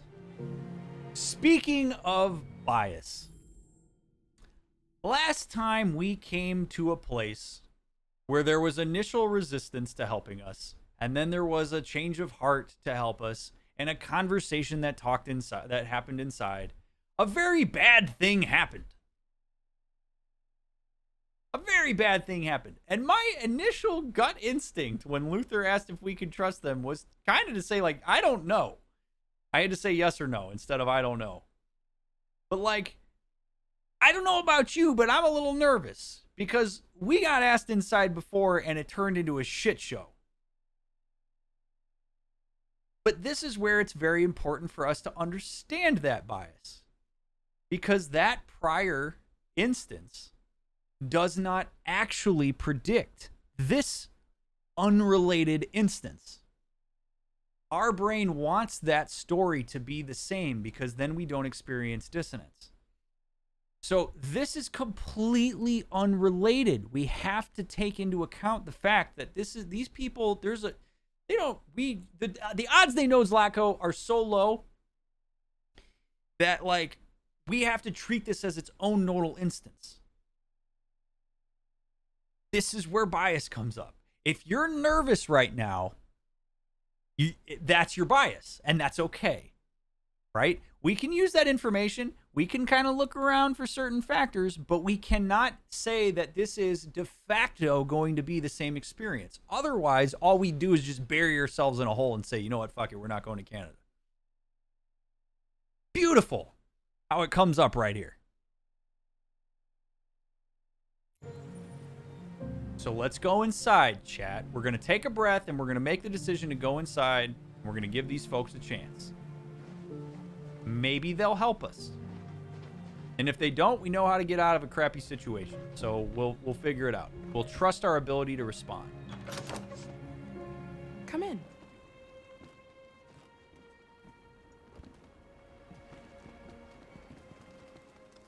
What's your name? Alice.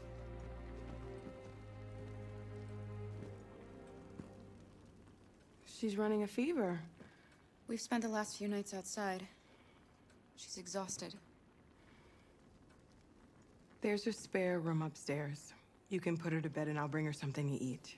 Adam, will you show them upstairs?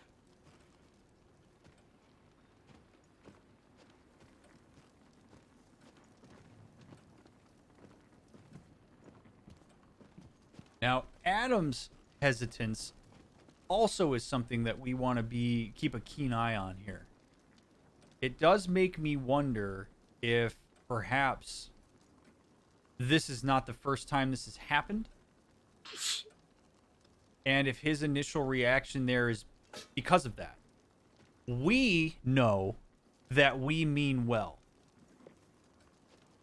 He does not. He has never met us before. He cannot read our minds.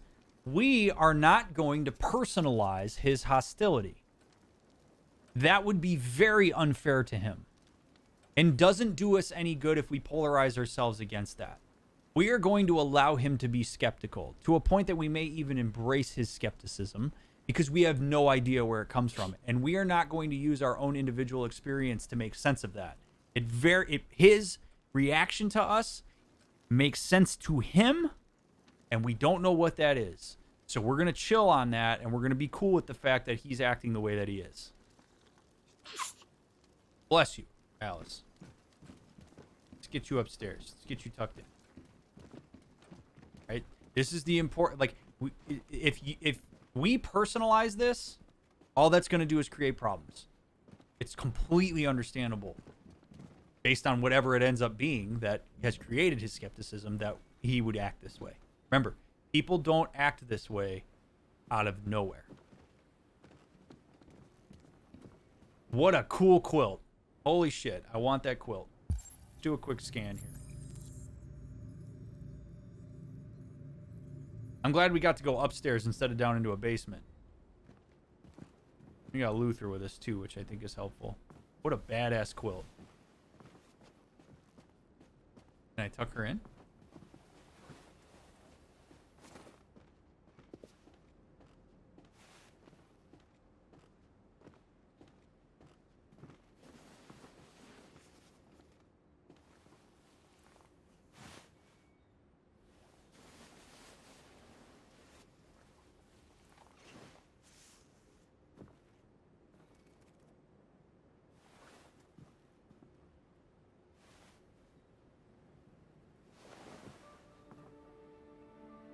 I'm fine, Kara.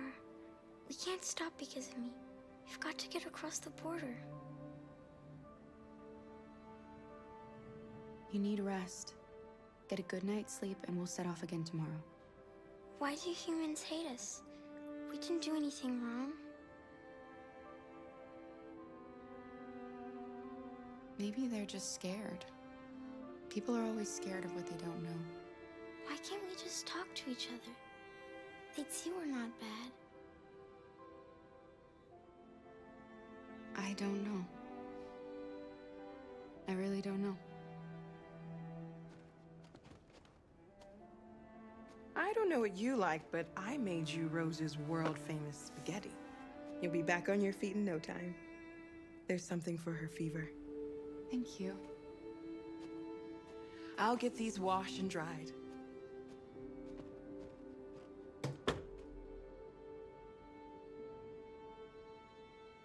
Sleep tight, Alice. I'll be downstairs if you need anything.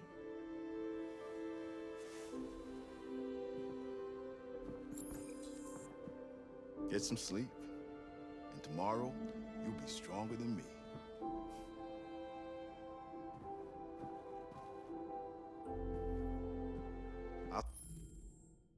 Okay.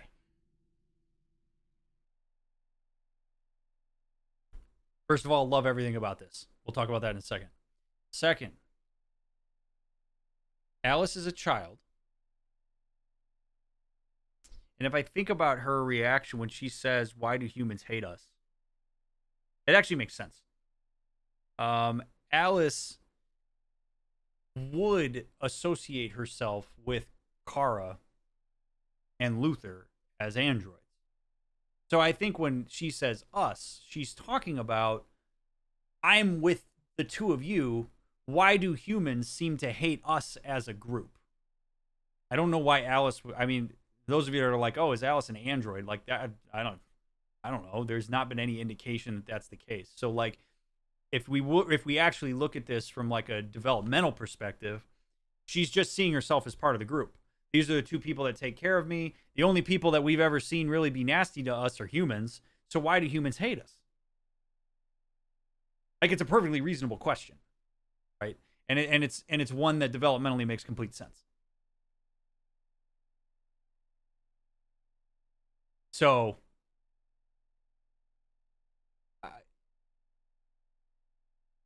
what I like about Kara's response there is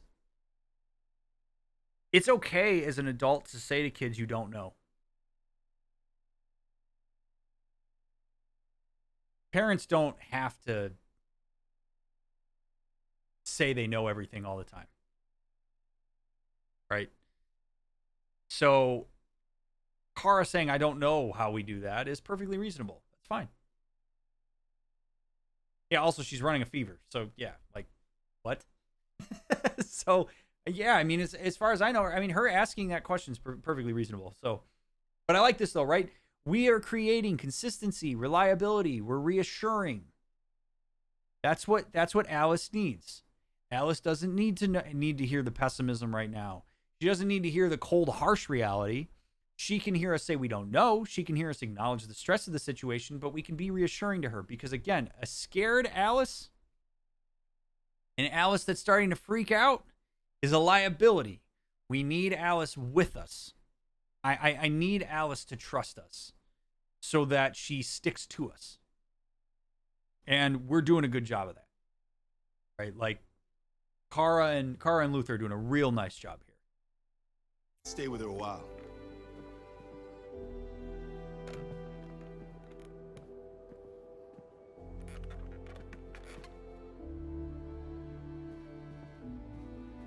And look at that. He looks so happy to do it. I love it. Close the curtains. Yeah, let's turn the light off.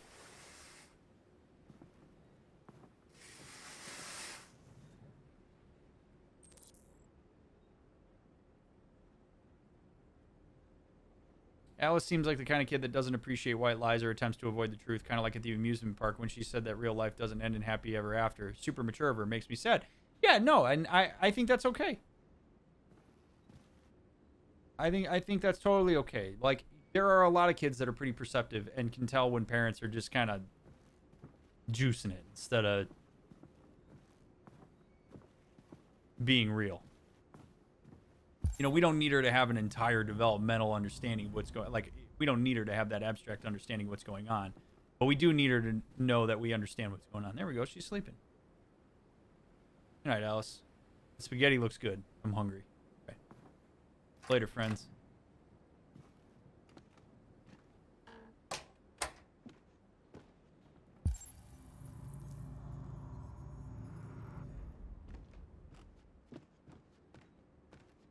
Let's just canvas the house real quick.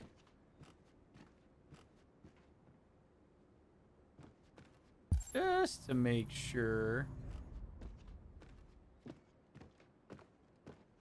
All right, love that. Mom's spaghetti in Detroit. Nice. If that's an Easter egg, I love that. Even better if there was vomit on Alice's sweater already.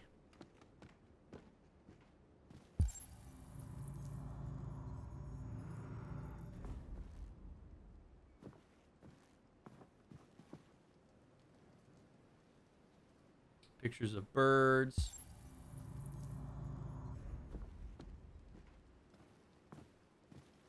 I didn't get your name. Kara. I'm Kara. This is my son, Adam. I'm Rose, but you know that already. Come and have a seat, Kara. Okay.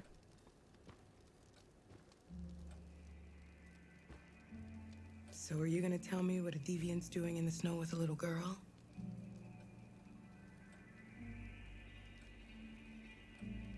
Her father was beating her. When I saw what was happening, something snapped inside of me. All of a sudden, I felt like her life was more important than mine. I had to protect her. So we ran away. I understand. Why are you helping us? Most humans hate androids. My people were often made to feel their lives were worthless. Some survived, but only because they found others who helped them along the way. I don't know how to thank you. Alice wouldn't have survived another night outdoors. I just try to lend a helping hand when I can. We've heard you help androids cross the border. Can you help us? The only way is over the river, and it's mostly frozen in winter. It's very risky. And after that android speech on TV, everybody's on edge. It's probably safer for you to stay here until things settle down. We can't keep hiding like this. Alice needs to feel safe and have a normal life. We have to get across that border. No matter what. Please. You've got to help us. Rose, come quickly.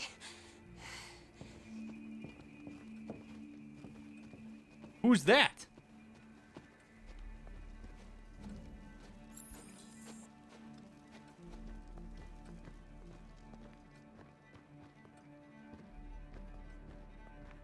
What's going on? It's Mary. She just shut down. I did not know that, Anonymous. That's awesome. We escaped together. We used to talk about what we would do once we got across the border. I loved her. I loved her more than anything. What will I do without her?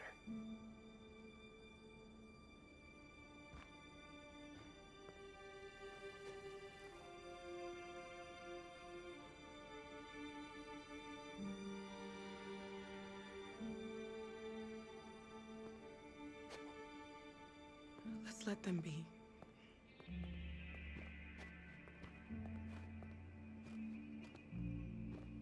Alice? What are you doing? You should be resting. I wasn't sleepy.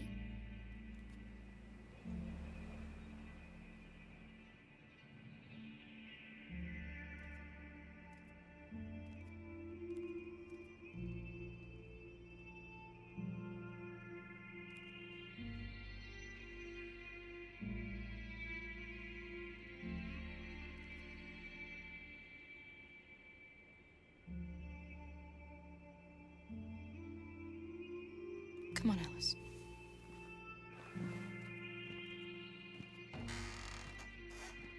She didn't want to stay in her room any longer. You all right, Kara? Yes. I'm fine. Are you, though?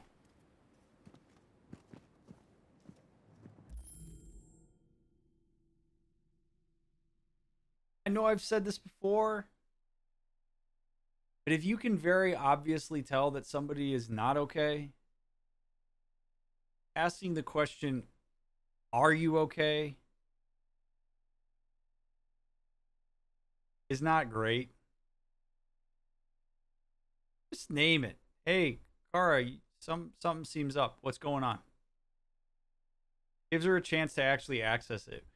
Because, like, when you ask a yes or no question like that, it either she has to say, like, no and lie, or yes, or sorry, yes and lie, or no, and then the follow-up is, well, what's up?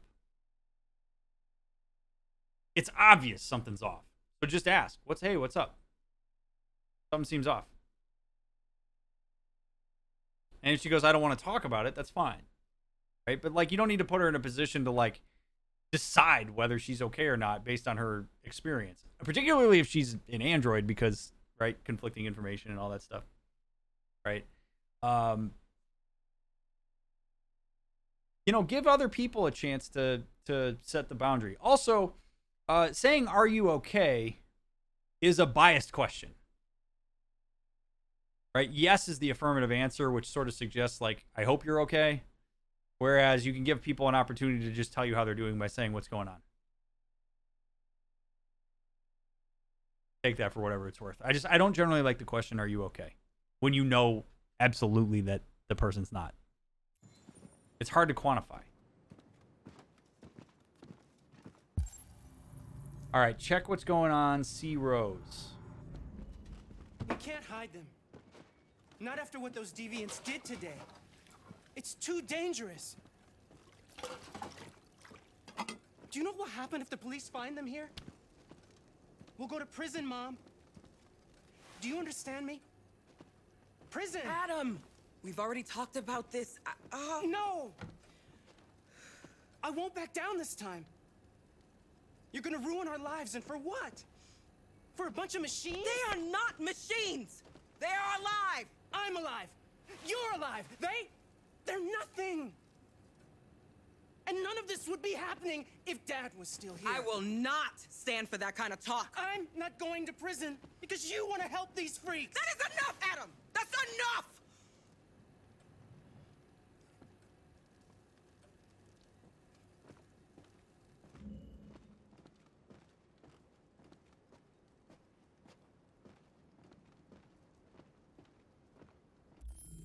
So obviously I don't know their history.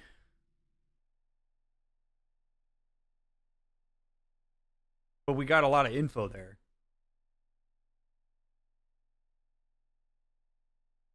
My best hypothesis would be that Adam is seeing himself as needing to replace his father. Perhaps he perceived his father as protecting his mom, protecting his family, and when his father died, he saw himself as being the one who needed to step up. And so he is looking at this situation of harboring androids as potentially dangerous, both to him and to her. But there's a protectiveness that's coming from that. I don't want to end up in prison. I don't want you to end up in prison. And I don't agree with the way that you're trying to find meaning post Dad's death because it's putting me and you at risk, and I don't know how to protect you from that if we get busted. I think is really where that comes from, potentially, without having any context for that conversation. Also, yes, people yell when they don't feel hurt. That is what happens. But Rose very clearly has a deep transgenerational, like, spiritual purpose for doing this, as she indicated when she was talking to Kara at the table. One that probably gives her an immense amount of meaning. Like, she's basically said, these folks are alive. I am of an identity that historically was dehumanized in the exact same way that these androids are. The plight of the androids is the same plight of my ancestors. And if this is an opportunity for me to assist, I'm going to do that. That's deep shit, man. That's not something that your son's just going to talk you out of with his lack of full transgenerational understanding of that. Right? So you have and so why I say that is because you have a clash of planes. Not airplanes, planes. Where Son is coming at this conversation from I need to protect us. I am the one that needs to ensure that you are safe, that I'm safe, because that's my job. That's probably what I saw my dad do, and that's my role. And so I'm advocating for that. Mom is advocating for transgenerational healing and purpose and self-actualization. And so the reason that they're just yelling at each other and not making any headway on each other is because they're completely missing each other. And there's no real intersection there. And as a therapist, a lot of times my job is to dissect that and get to a point where we can find the cross-section of what the two of them are going for. And usually that is a shared emotional experience. In this case, very likely fear. Son is afraid that they're going to get busted and that he's not going to be able to protect his mom. Mom is afraid of losing her purpose.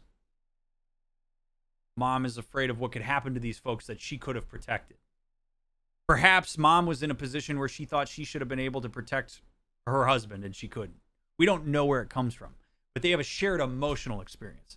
And so what we want to do is help Rose and Adam. If we were like going to do therapy with them in this moment, we want to help them find that shared emotional experience and build a sense of togetherness in that. You guys are advocating for different things, and that's okay, but that's why you're missing each other. So we're going to need to first connect on something, and then we're going to need to look at the individual plights. And then we're going to work with those. We're going to problem solve those, but we need some validation here. You know, for Adam, you validating your mom's desire to help these folks is not a agreement with the fact that she's doing it. You don't have to agree with your mom in order to validate the reasons why she's doing what she's doing. And for Rose, she doesn't have to agree with Adam in order to understand that he's feeling a sense of protectiveness over her and her family. Agreement is not part of the problem-solving process. Validation is. They need to hear each other. And it's obvious they don't hear each other because they're getting louder. Number one indication that people don't feel heard. So a little bit of a Brian's brain and how he conceptualizes conflict, because this is my job looks like this a lot. I see this is a beautifully represented argument between a mother and son. Like I've seen this countless times in my 9 years as a therapist, and that's kind of where your brain goes in a moment like this.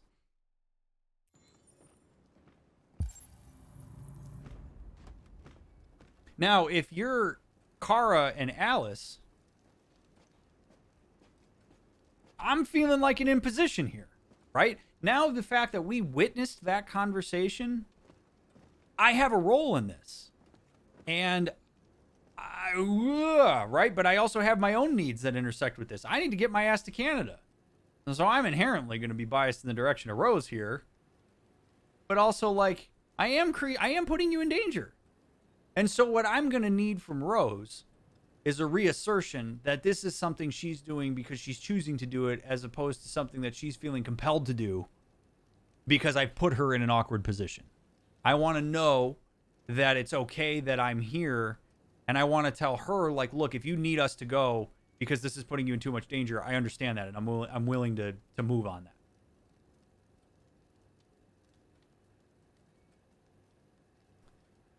After validation is problem solving, Live Mecca.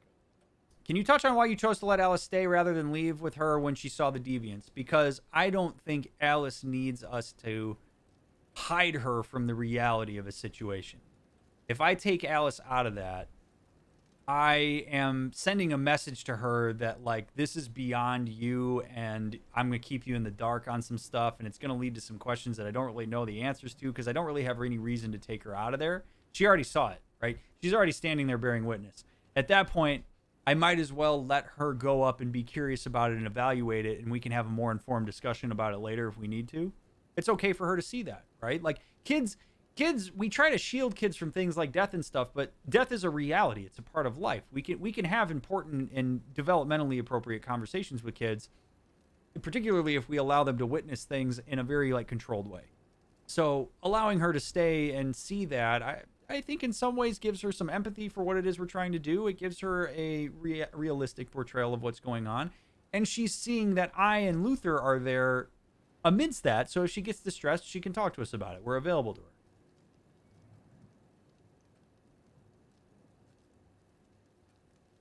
So that's why. All right, let's talk to Rose. What do you got for me, Rose? Don't mind him. Sometimes he just boils over. It's been hard since his dad passed away. But he's a fine boy.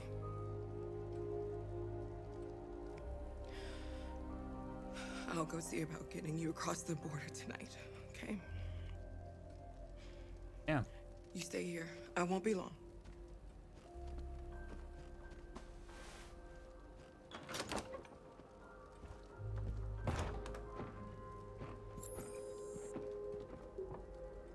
Damn. I love the empathy. I love the empathy for her son there. It's wonderful, right? It's vulnerable. Again, it brings into question, right? Like, do I need to be a human in order for you to connect with me? No. No, there's connection there. We feel it. We can empathize. Kara can see it. Rose can see it, right? It's fear. It's all fear-driven. It's amplified. If we can mitigate that, that's awesome, right? Like, it gives us a new chance. It gives Rose a sense of purpose. Now, if I'm her son, if I'm Adam, I probably do feel dismissed here. I absolutely do.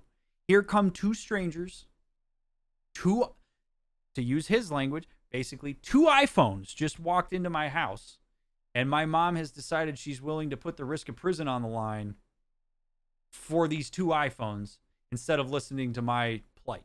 That's what's going on for Adam right now. And so it is on Rose in some ways to attend to that because this is her son, right? It is on her to go and validate and say, hey, I can sense that it seems like these are more important than you. And I want to let you know that that is not the case. I hear what you're saying. I appreciate your desire to protect me. I am honored that that is something that you believe in your ability to do. I appreciate your care. This is something that's really important to me. And I need you to also trust me. That I, as your mother, am capable of taking care of myself. That I'm capable of taking care of you. And that I'm not trying to put you in harm's way by dealing with this. We can do this in a really meaningful way. We can be ready for this. It is on Rose to go do that. It is not on Adam to necessarily self-soothe himself here. I wouldn't expect that of him. Because he's right. He's also right. We are biased because we're playing as Kara. We very much connect to Kara's plight. But if we were playing The Sims and we were Rose and Adam, and then Kara and Alice and Luther walk up to our house and say, hey, are you willing to do a thing that could jeopardize your entire life? We would look at this differently. We would need to draw on some sort of deep spiritual transgenerational connection in order to want to do this, which Rose has the benefit of. Adam does not. If I'm Adam, I'm thinking the exact same thing probably, because ultimately all of us are trying to protect ourselves. We're trying to make sure that we are okay. So his advocacy for that, I don't see as problematic. It looks problematic as Kara, but it doesn't look problematic as him. It doesn't look problematic as Rose. And I would probably feel a sense of betrayal. Yes, absolutely, Shelbs, that like my mom has decided to help these androids and harbor androids and fugitives, if he's even looking at it that way, instead of attending to my needs. I lost my dad, she lost her husband, and here we are paying attention to androids. We're taking care of androids, potentially as a proxy for taking care of ourselves. Maybe it's too vulnerable for us to take care of each other. It's too scary. We have to acknowledge Dad's death. We have to really go there. And so instead, we show care towards androids as a way to defer out the intensity of these emotions that we're experiencing relative to the grief that we have. That very well could be happening as well. That happens all the time for folks. They'll divert their energy elsewhere. They'll adopt kittens. They'll go volunteer in homeless shelters. They'll do amazing things to take care of other people instead of attending to their own emotional experience. We don't know what we walked into in this house. The only thing we know is what our agenda is. And we have to figure out how to respond to this environment in order to get our needs met. This is such a beautiful chapter because it's such a clash of so many things that so many of us can relate to. And I love it for that. All right, let's look around.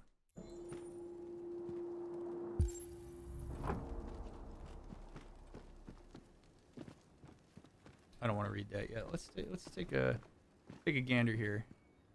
Got some blue blood in there.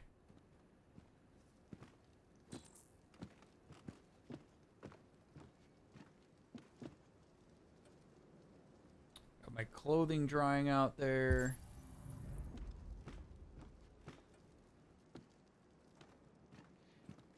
There is widespread shock following the android attack on Detroit's Stratford Tower. The machines recorded a video message and broadcast what can only be described as demands on the city's public screens. It's still unclear whether these attacks can be explained by malfunctions or if some organization is behind them. So far, CyberLife has refused to comment, but we can expect more information in the following hour. Okay, so that's a perfect example. It's a perfect example of widespread assimilation. The newscaster in this case, or whoever wrote this script, is not able to accommodate the idea that maybe androids actually are alive and sentient in the way that they describe themselves as. The easier explanation that allows humans to maintain their schema of androids is to suggest that these are defective or that there's a controlling interest there. Right? They're not immediately willing to accept what we are starting to know is true because we're spending so much time with the androids, that our first glimpse is this must be some sort of defect. We get to maintain our story. It's easier for the human psyche to go along with that. We don't experience as much aversive arousal as we would if we actually had to contemplate, oh my God, what if androids actually are like us? What if we do have to grant them civil rights? What if we do have to create equal opportunity for them? What if we do have to provide housing and privacy? Oh my God, what does that mean? That's widespread societal change. That's a huge, oh my God, that's so much, right? Instead of like, oh, it's a defect. We just do that, right? So when you see social movements, it's the same thing. This is essentially a social movement. It's asking us to break down ingrained and patterned transgenerational social processes. That is a slow-moving ship. It's way easier to just say this is an anomalous group that just needs to be taken care of. Status quo is absolutely the easier route. All of us do this. We all do this, especially as we grow older. This is why humans become more conservative as they grow older, because our brain gets a hell of a lot firmer, a lot less plasticity, way easier for us to just try to use the simple explanation that allows us to maintain our schema that's developed over the years. Instead of, oh my God, maybe we really do have to break this down and build it back up.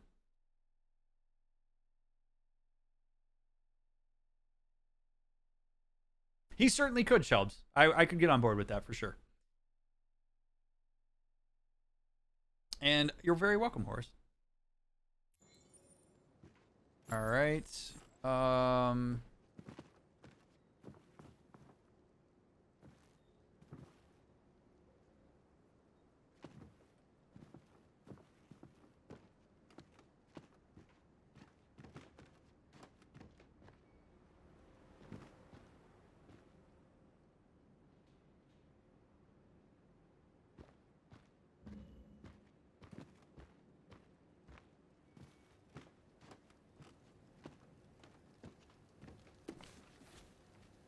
Century.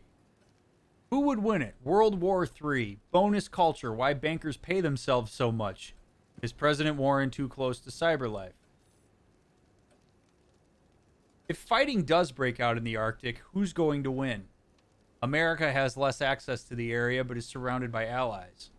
Russia has a head start on technology. Their androids can work in sub-zero conditions. The U.S. Navy is stocked with Trojan and Myrmidon cyberlife units, which are specially adapted for marine combat, where the Russians have invested heavily in ice cutter units capable of forging new paths across the solid ice. Both armies seem evenly matched, and Harry Grayton, president of the World Council of Territorial Disputation, the WCTD, has described both U.S. and Russian claims to Arctic territory as, quote, equally tenuous and equally cynical. Spokesperson for the UN has also commented that the neck-and-neck nature of Arctic competition, quote, the fact that forces are so evenly balanced is just one more reason why conflict must be avoided at all costs. It is a war that everybody would lose.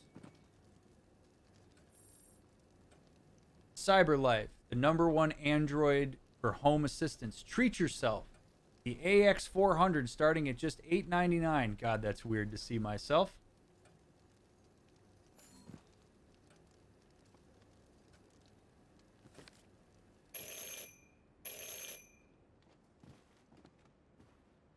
The police. It's the police. No. No. No way.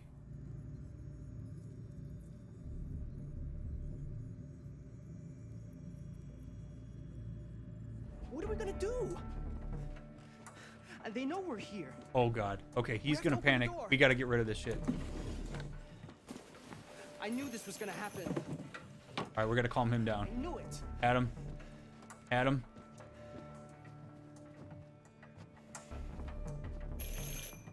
Just keep calm, Adam, and everything will be all right. Stay calm, buddy. All right, Alice and Luther, get your asses upstairs. Hurry, Luther. Take Alice and hide Yeah, get upstairs. upstairs. Yep. Come on, Alice. Go. Go. Go hide.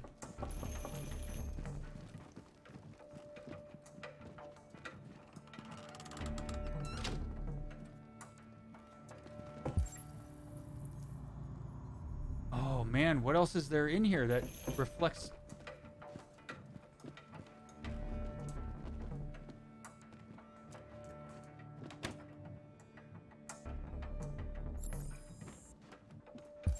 Oh my god.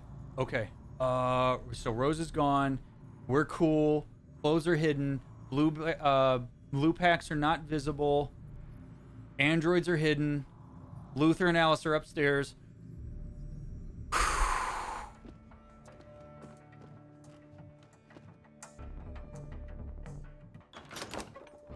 Good evening, ma'am. Sorry to disturb you.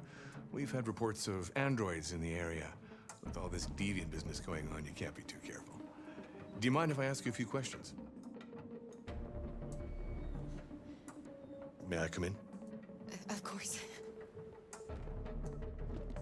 Evening, young man. Good evening.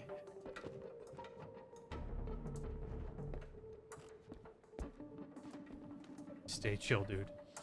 Come on, man. Would you like a cup of coffee? I'd love one. Have you noticed anything unusual recently? Any unexpected visitors? No? No, nothing in particular. Come on, sir. Let's get you some coffee. Let's get you... Is anyone else in the house? No. No, just us. Do you have any androids here? No, there are no androids here.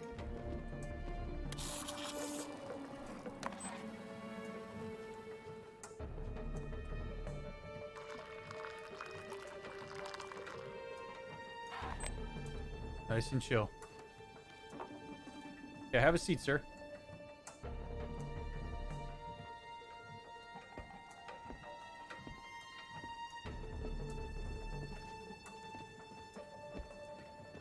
Sir, I should have asked him if he had a warrant.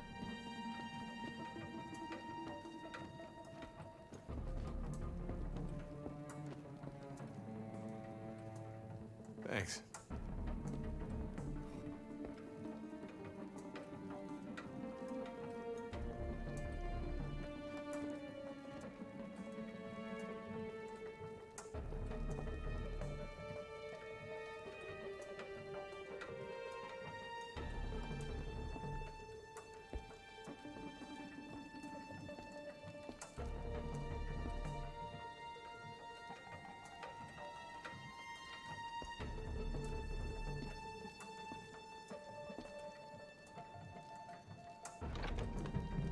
Nothing to see here, man.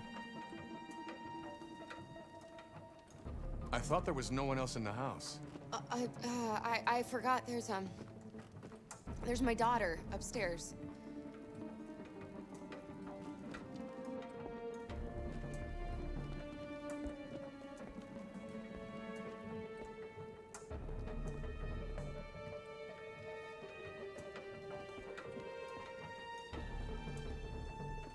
Are you kidding me, Kara? What's your name, son? Adam. My name is Adam. Is everything all right, Adam? Absolutely not. I'm a black man and a white police officer just came into my houses and looking around suspiciously. Absolutely not. This is why bias training is so fucking important. Are you kidding me? Of course he's nervous. I would be surprised if he wasn't. This guy clearly has not gone through training, and that makes this experience that much scarier.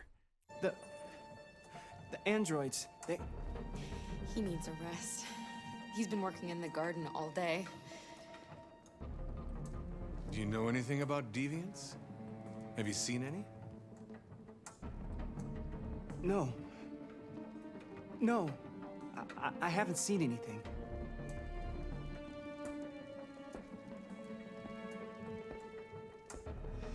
I better go. Thanks for the coffee. Have a nice evening. Thank you, sir. Is somebody else in the house? It's that damn washing machine. It's nothing. The washing machine. Please work. Oh my It's an god, old please model. work. It makes a terrible racket. Sorry for the inconvenience. Good evening, ma'am. Good evening, Adam.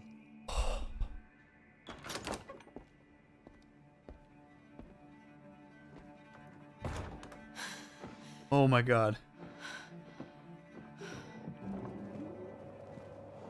gone.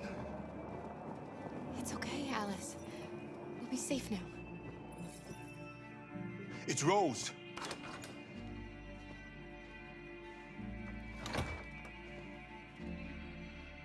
Get yourselves ready. We leave tonight. God. That was so stressful. Oh my God.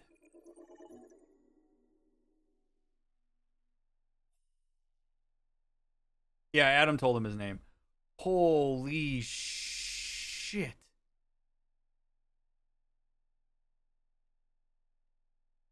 I don't think it would necessarily be wrong, Mr. Tibbs. I don't know what's right though. Oh my God. Okay, that was intense.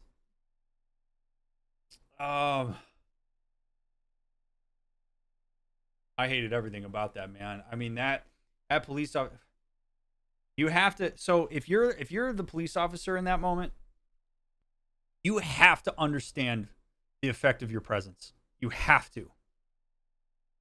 You inherently hold a position of authority. You are a person who very likely has a weapon. You have just walked into a home. You have also just walked into a home, again, where there is a young black man. And I think we can assume that this world exists with the history of the world that we currently know it as, meaning that we have seen the representation of police brutality, particularly directed at people of color and especially black men, young black men. So if you're the police officer there, it is your job to understand the effect you have on people there and to use that in a reasonable way. Not in a way to intimidate people into spilling the beans on something that may or may not actually be happening there. So if people seem nervous, it's not because they're hiding something. It's because of the context through which your presence exists. And again, this is the importance of bias training. He needs to be aware of what his biases are. He also needs to be aware of what he's been represented as being in a position of power. He is not in a subordinate, marginalized position.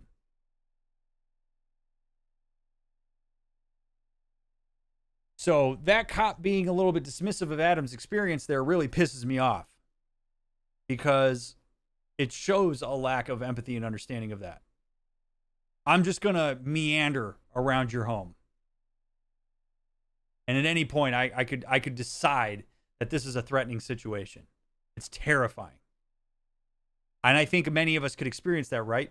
That was tense for all of us. Ideally, it would be nice to live in a country where having a police officer walking around your home makes you feel safe, not threatened. Think about that. Think about what your emotional experience here was here. I certainly didn't feel safe. I didn't feel good.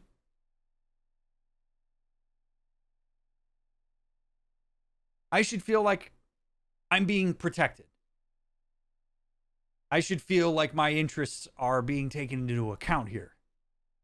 Not that I am under the gun. Right? I felt safer before he arrived and way more after he left. Exactly. We all felt safer when the police officer left. That ain't how it's supposed to be. And by the way, that's not because the game has necessarily created that experience for us. We saw the snipers fire on Daniel in the very beginning.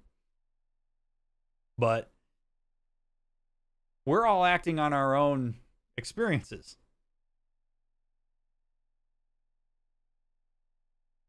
A perfect example of bias is a non-American. Having police come over wouldn't make me feel unsafe at all. It would just make me feel like they're trying to ensure folks in the community are good and fine. Right. In the United States, that ain't the case. And I'm not saying all police officers are bad. What I'm saying is that, in general, policing is a different experience here in the States. And it's something that if you are in the dominant group or in the position of power, it is your job to know what the effect of being in the dominant group is when you enter a space where there may be folks who are not part of the dominant group. That's your job. It's not the job of the people in the marginalized groups to educate you on that experience. It's your job to understand it. Yeah, we saw a shoot first reaction against Marcus as well. Absolutely, right? Absolutely. I know I asked this during a tense moment. If you know, is it true that they can't enter your house at all if they don't have a warrant? I'm not a lawyer, so I have no idea. My understanding is that the police can't enter your home without a warrant, but I don't know. That doesn't stop police officers from doing that shit. Right. So we got through it. We reassured Adam. I think that was very important. I think he got to see us as the soothing entity there.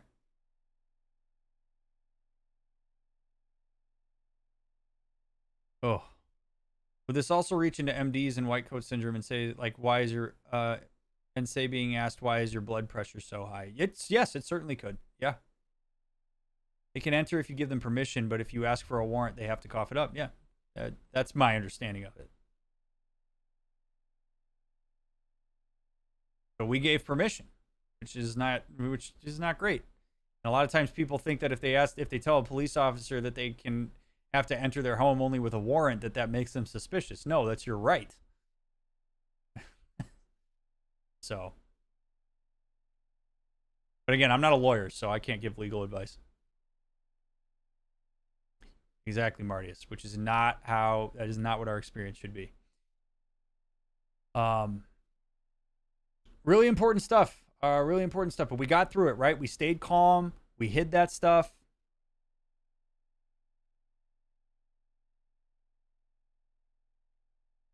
And we managed to stay calm enough and have good enough excuses, right? I mean, Kara saying, oh, I forgot about my daughter.